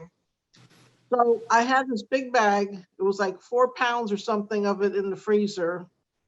And so that was one of the last things, and I remember I pick it up and I looked at it, I looked at my husband, and I was like, oh my God. And then I said, wait a minute, why am I doing this? I'm doing this because I want to get rid of this diabetes. I want to be healthy. Boom. And I threw it in the garbage. And that was the end of that. So by the time we were done getting rid of meat, chicken, pork, fish, butter, eggs, milk, cheese, and yogurt. So the only thing left in that refrigerator was a head of broccoli. Mm-hmm. And so that head of broccoli, because it was too late then to go to the store, because we have to get up so early. So I looked at him, I said, well, do you realize that broccoli has to be both of our breakfast and lunch for tomorrow? So that was kind of, we started out kind of not prepared because I wasn't expecting that day when I went over that lady's house that I'm going to become a vegan by the afternoon, you know? But once I knew they had that information, there was no way in a million years was I going to not do it at that point, despite that all we had that day was the broccoli. So anyway, so at first, you know, I'm like, okay, so what are we going to eat? What do I eat? So that day after work, the next day I went to the grocery store and got all kind of vegetables. And the shock of it that I could eat fruit again, I was beside myself because I love every fruit that there is. So we started out basically just eating just whole foods, meaning I'd have a bowl, would make black rice, bake up a purple sweet potato, some corn, some tomatoes, edamame beans, and I'd shave some turmeric root over all of that, okay, and just eat it just like that. So that's how in the beginning we ate just kind of just whole straight foods and where each ingredient has, I mean, each food has only one ingredient, you know, like apple, rice, that kind of thing. I got Dr. Barnard's, in his book How to Reverse Diabetes Without Drugs, he's got quite a lot of recipes in the back of that. Which one of them called, I think it's Vegetarian 3-Bean Chili Express. I forget what page it's on, but that actually was like the first recipe that we started to make, and it's so delicious. We'd make like this big, huge pot of that, and then be able to have it for like the next couple days, or put some in the freezer or that kind of thing. Well, if you go online, I mean, of course, there's cookbooks galore on how to for plant-based recipes. But you can go online, doesn't cost you a penny, and find there are so many recipes you can't even believe. And you know what? You can actually modify pretty much any recipe to become a vegan recipe. You just replace things like you might replace meat with or chicken with tofu instead. You can bake tofu, grill it, steam it, do all kinds of things. You can marinate it, and it's very versatile and make all kinds of delicious meals. You know, we love all kinds of international things. You know, Chinese food, Indian food, Mexican, Korean. We make all these different delicious meals with just, you know, you have your fruits, your vegetables, tofu or tempeh, spices, and wow, you can come up with all kind of stuff, and simple. we like to keep recipes. Maybe once in a while, like on the weekend, we'll make something that's more involved. But for basic, during the week and everything, it's things that have like 5 ingredients, you know, that takes you under 30 minutes to make it. And they're very filling because all these meals are very high in fiber. So it's very, very filling food. That's another thing. When you eat like this, you can eat as much as you want, when you want, and there's no weighing, no measuring, no points, none of that typical thing that's associated with diets. See, I like to call it the plant-based lifestyle because I hate the word diet because to me, I've had a weight problem my whole life, okay? So although I've tried every diet that there is, and none of them could ever work. I don't do well with little tiny portions, weighing and measuring things, points that I can't, it's just not gonna work. I like to eat what I want when I want, and I used to laugh and think, oh, why can't there be a diet that I can eat what I want when I want and not, you know, weigh it and everything? Well, there is. And what you'll find is once in a blue moon, I might like think, oh, this was so delicious. I just have to have another plate of it. So then I go to eat it, then I'm like, oh my, I'm so filled because I feel like it's like Thanksgiving Day because everything is so high fiber. When you eat, you feel like your stomach can explode. So you don't really need to eat huge volumes because it's high fiber food. But you're always filled, and I have not been hungry since just that first day when I had the broccoli to start out with. But other than that, you know, normally. Now breakfast. Okay, so what do I normally eat? Every day, we love to have oatmeal for breakfast with several different kind of fruit in it. Now, oatmeal, it's either going to be whole oats, which is called oat groats, or those like old-fashioned rolled oats, and they're just rolled oat. Not if you start going less than that or steel cut. Okay, but if you go less than either steel cut or the rolled oats, like anything that's got instant or quick oats, they're kind of worthless to eat because they've been processed so much, it's worthless. So you got to stick with either the whole oat groats, rolled oats, or steel cut. And they'll have like a cut up banana, cut up apple. A snack time will be say around 10 o'clock in the morning or whatever. It might be a chunk of baked tofu and some fruit of some sort. Okay. Lunch might be that chili, a big huge bowl of that chili with Dr. Barnard's vegetarian chili. Or in the supper will be like baked tofu. We tend to have a sweet potato every single day, like either purple or orange. That came about because I do a lot of research about all this kind of eating, and the Okinawa diet, which is supposed to be like one of the healthiest diets there are, except probably not anymore because they've had infiltration of fast food chains there. So they don't really eat so much like how they used to eat before the infiltration of those kind of places. But those people eat sweet potatoes every single day. Either it's purple or orange sweet potatoes or pumpkin.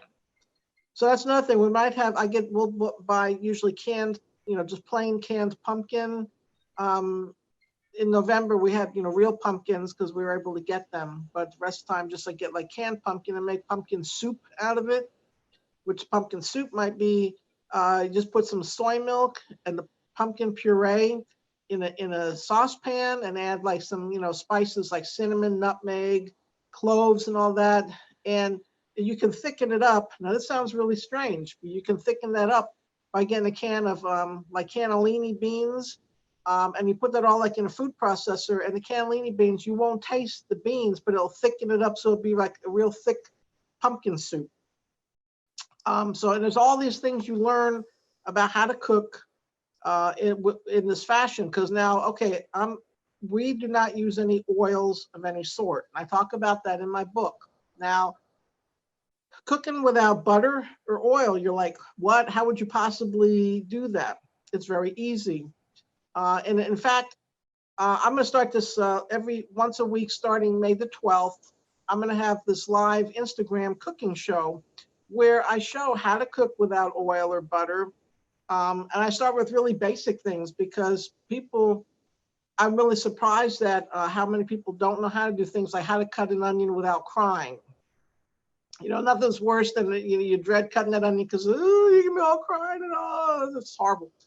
But it's very simple actually. It's just a little special little technique, and bam, you don't have to worry about your eyes all burning and crying anymore.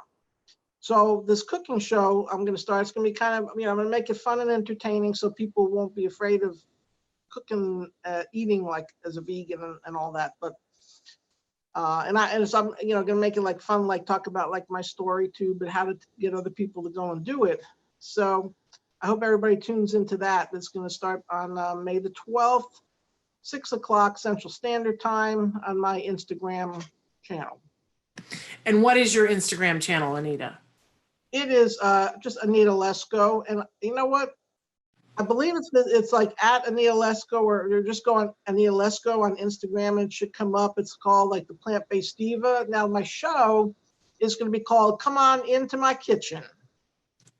Love it.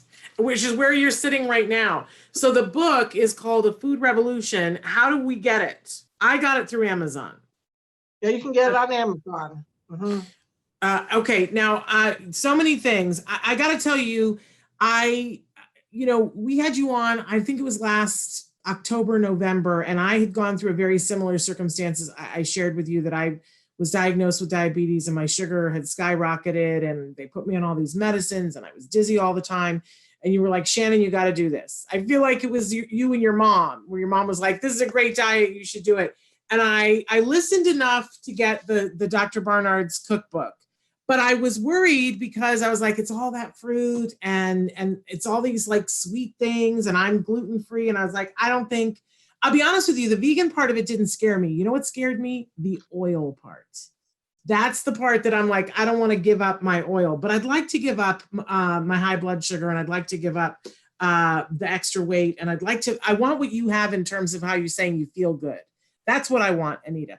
So when I saw that you were putting out a book, I was like, oh, thank goodness, because I think that's what I need. And so I will say that, I'm having to order some things extra because it's hard right now during COVID. But I do think that, and you even say on your book that this is now more than ever, this is the time to be trying this because of how it strengthens your immune system.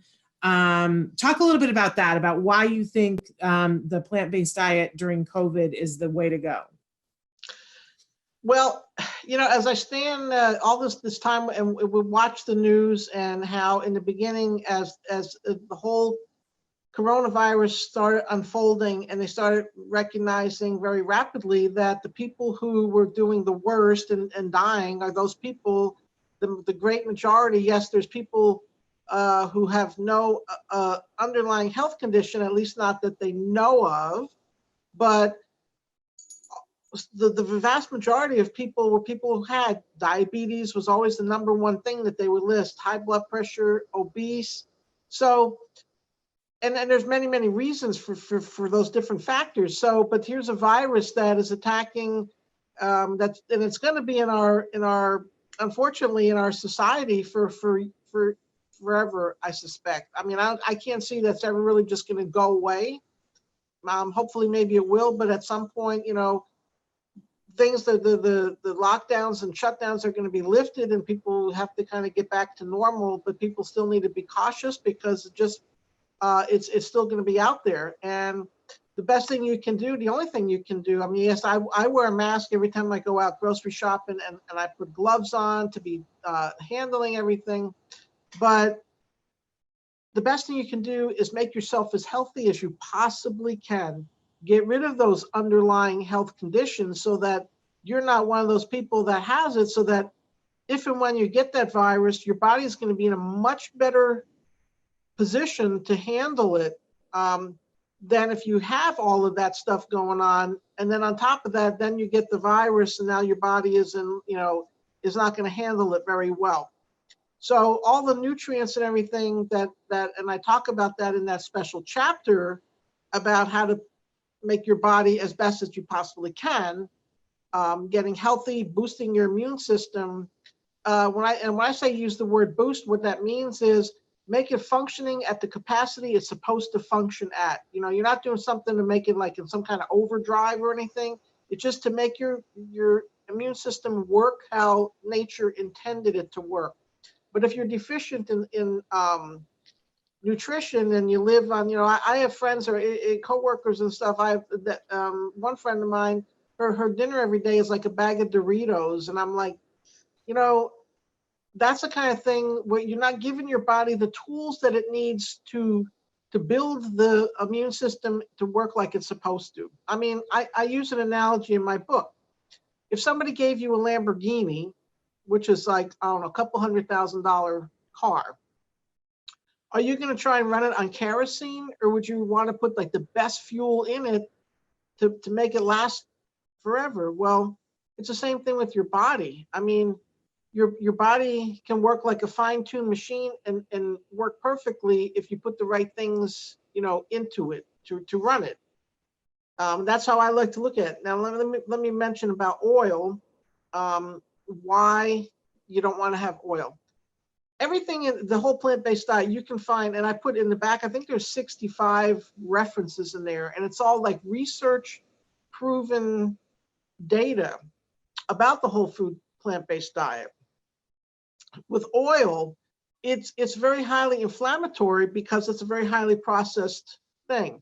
Say olive oil. Oh, you always hear, oh, it's so healthy, eat it, eat it, eat it. Who's out there propagating that? The olive oil industry, okay? Well, olive oil causes the inflammation in your body, okay? So that can lead to diabetes, can lead to heart disease, all other kind of inflammatory diseases. But you're eating it thinking, oh, I'm eating healthy, I'm eating the olive oil. Well, it's not. It's working against you. There's one of the doctors who's I've listed in that book, Dr. Caldwell Esselstyn, which I got to meet him in Oakland, California at the conference. And I actually have links in there. You can go and watch videos of him talking about, he's like the biggest proponent of not having any oils at all. How significant that is with heart disease. It inflames the lining of your heart, leads to a coronary artery disease, heart attacks, strokes, and all that. So when you start reading about all of these things, and it's like, wow, okay, I didn't realize all of that. And no, I don't need it. And you get over your taste buds change very rapidly. Within a couple of weeks, you get over any kind of cravings or things like that. So it sounds like extreme, but then as Dr. Esselstyn will say, isn't it kind of extreme to have your whole chest sawed open with a big saw, your heart put on a bypass machine to get open heart surgery? That's kind of really extreme. That's far more extreme than stop eating oil. So if you think about it from that perspective, that what you put in your mouth, what you put on your plate is directly proportional to your overall health status. Then it helps you say, you know what, I can, you know, I like to tell people, try it 21 days, 30 days, just try it, okay? And stick to it, be honest with yourself, stick to it, and then see how you feel after that. And then I've had quite a number of people already who've done that, and then they're like, wow. And so they've stayed on it, and they couldn't believe how different that they felt. Well, I'm going to take that challenge, Anita. I'm going to take that challenge. I'm going to do it for 30 days. I can't wait. There's a recipe that she gives that's for carrots that you cook instead of hot dogs. You got to get this book, you guys. Unfortunately, we're out of time. But make sure that you check this out on Amazon. I ordered it. I got it. It's great. Like the recipes look fabulous. And she gives you all kinds of tips. I know that some of you were thinking, oh, I just can't cook that much. Nobody's busier than Anita. I think I'm busy. Nancy thinks she's busy. We all think we're busy. Anita's like one of the busiest people there is. So she gives you tips for how to be able to do that. And I think it's worth a try. And we're coming into the season when produce, there's a big debate going on right now on Facebook where people are like, and it's cheaper to be vegan. And other people are like, no, it's more expensive to eat healthy. But this time of year, especially, pretty much anywhere you live, produce is available. Even in this COVID, in fact, farmers are wishing people were buying more produce. So support your local farmer. Get a CSA. I just started getting imperfect produce coming. It's delivered, folks, and it's cheaper than, getting it at the grocery store, and you don't have to leave your home. So anyway, Anita, we love you. I'm so excited about this. I'm going to give this the 30-day try, and then we'll report back. How's that? That sounds good. I'm going to hold you to it. Yeah, and I might be calling you going, Anita, I don't know what to do about this. I want to try it. Yeah, I want to try it for my son, because I'm sure with autism being, as many experts say, an inflammatory condition, it can be anti-inflammatory and work with autism. There you go. Indeed. Okay. All right. Well, the challenge is there. Anita, thank you so much. Give your fabulous husband a big hug from us. And you guys stay safe and well, okay? You too. You too. All right. Anita. Bye, Anita. Bye. I always hate to say goodbye to Anita, but we have another guest who's joining us right now, who is a wonderful young man, a self-advocate, a mover and a shaker. Ryan Lee is joining us right now, Nancy. And do I have to, no, you have to let him in, Traven. He's going to let him in right now. Right now. He's connecting right now. And so thrilled to have Ryan here. Ryan's a wonderful writer and has posted several articles on many different outlets. There is Ryan. Hi, Ryan. Welcome to Autism Live and Let's Talk Autism with Shannon and Nancy. How are you, Ryan? Good. It's great to be here. First, I wanted to talk about like my perspective of autism, of how it was for me growing up. Great. You see, even before I knew I was diagnosed as a kid, I mean, I always knew I was different. I always felt like the oddball outside my fears. And I always wondered why I couldn't be accepted or why I couldn't fit in. I used to go in my own little world as a kid, I mean, all the time. And people used to call it dreamland or something else. And they didn't know how to handle me. And at what age did you know you were on the autism spectrum, Ryan? Well, I was diagnosed when I was 3 years old. And my parents told me like when I was 14 or 15, before I started high school. And I really didn't know what to think. I mean, I was embarrassed and ashamed of it. So when I got to high school, I tried to be like everyone else, like trying to fit in. I guess I tried a little extra too hard. And sometimes I acted out. Like when I was called a retard by a couple bullies, like my adrenaline sometimes kicks in and it made me so mad, I sometimes hit them.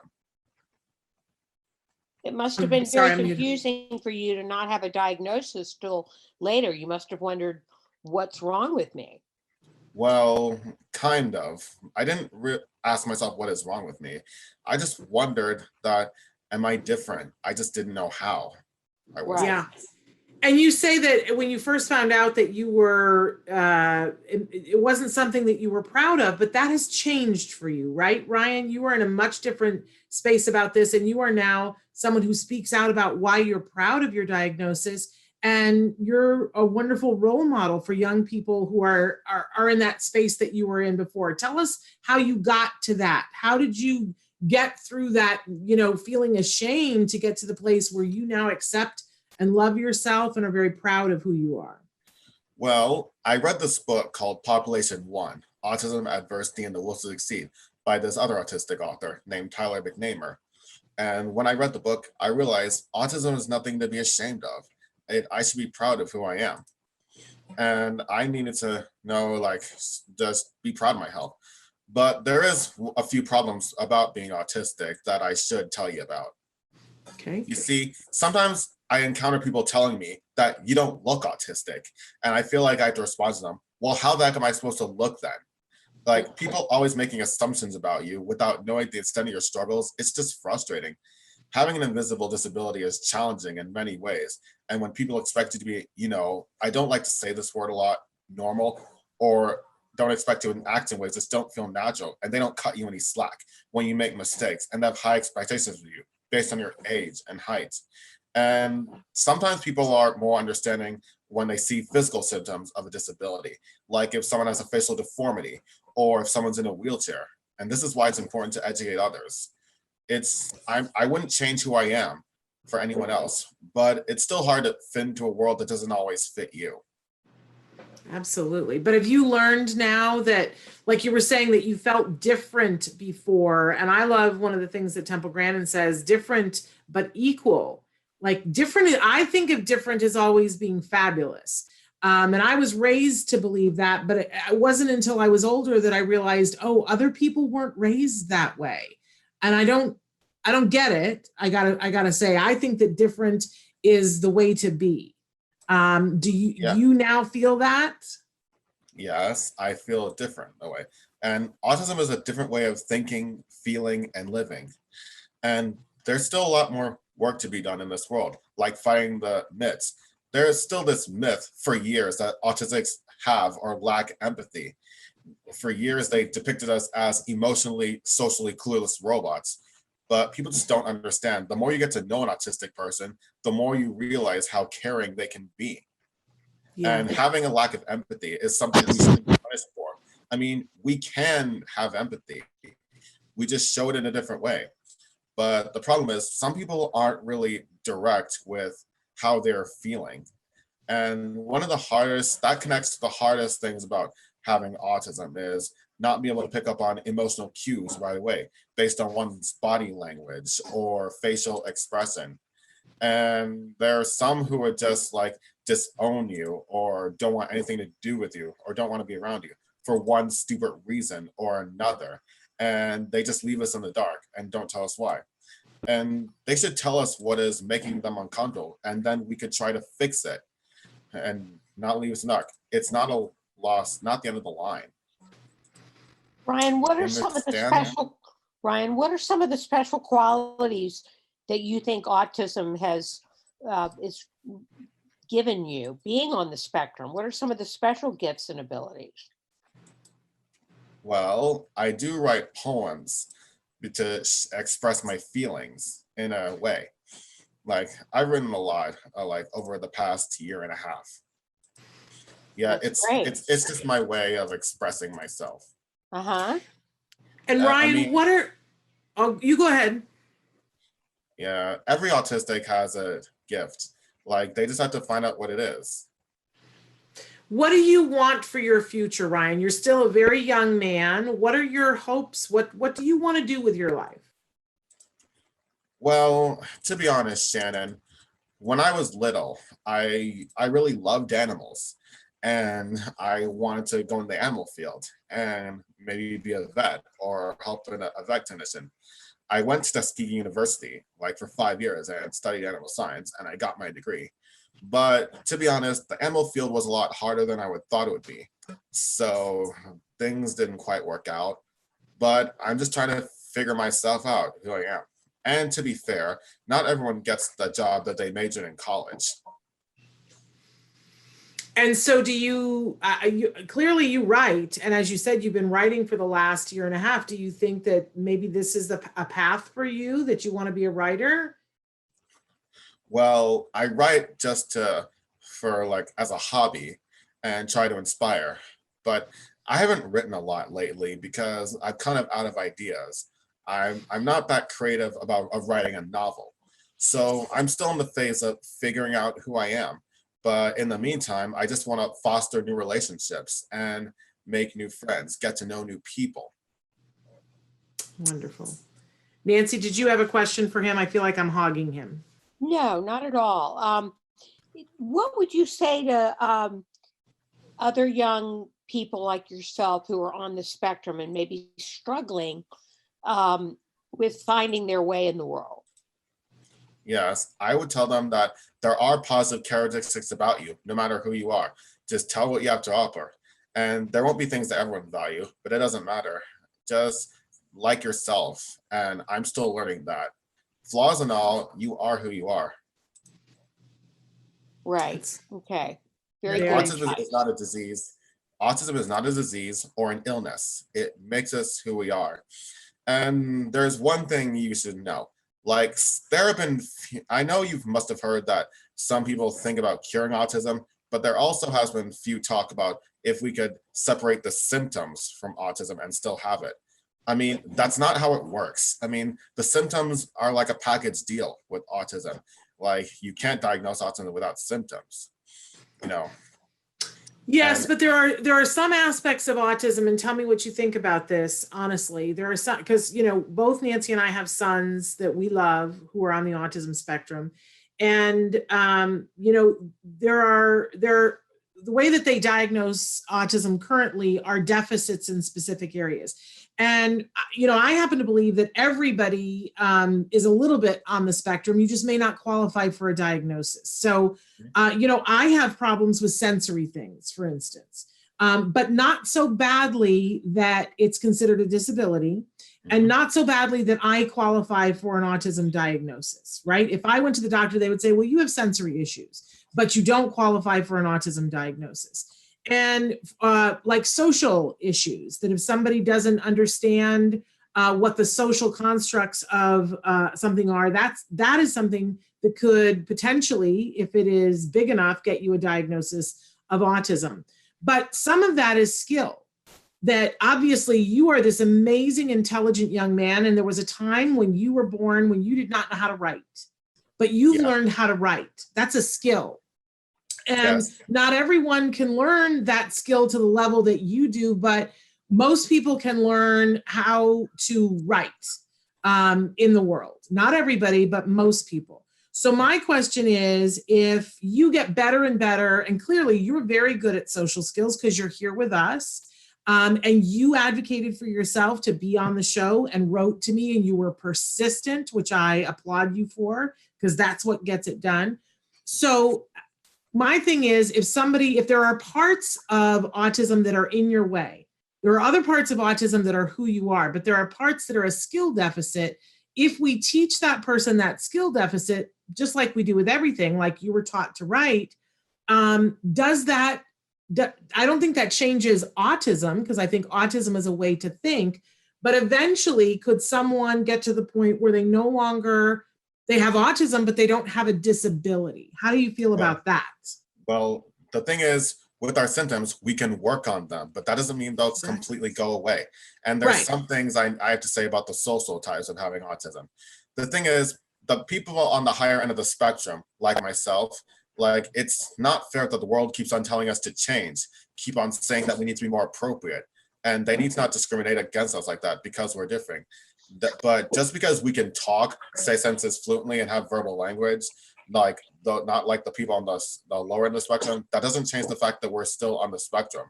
Sometimes it's hard for us to find the right words to express what we want to say.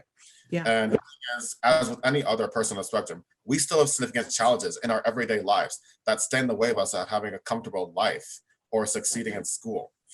And just so you know, it's important to remember that autism is autism. And people whose disability can be invisible, we're very aware of our own difficulties and extremely sensitive to others' negative reaction. And autism is a word just to characterize how our brain functions, not how broken it is, and ways should be respected.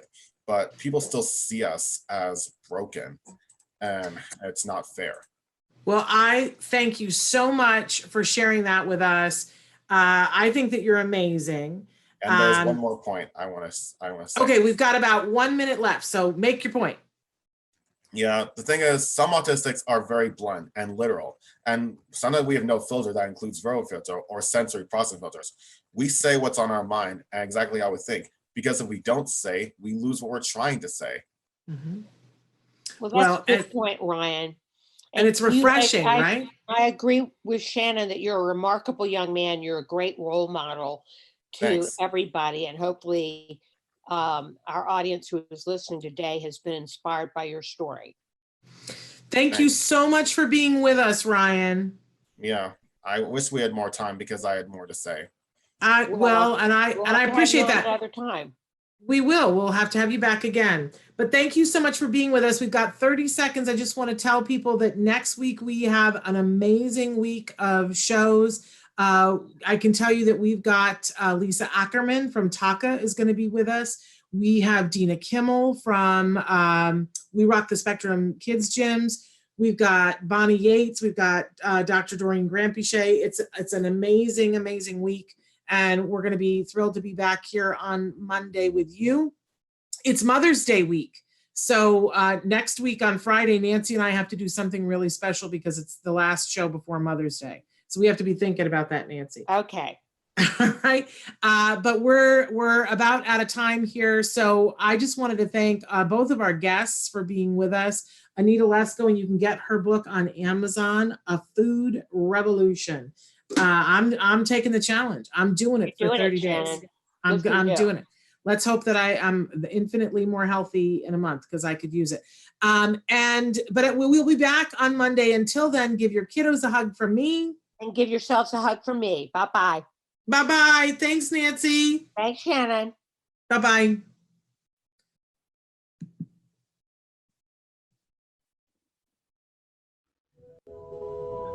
Hi, buddy.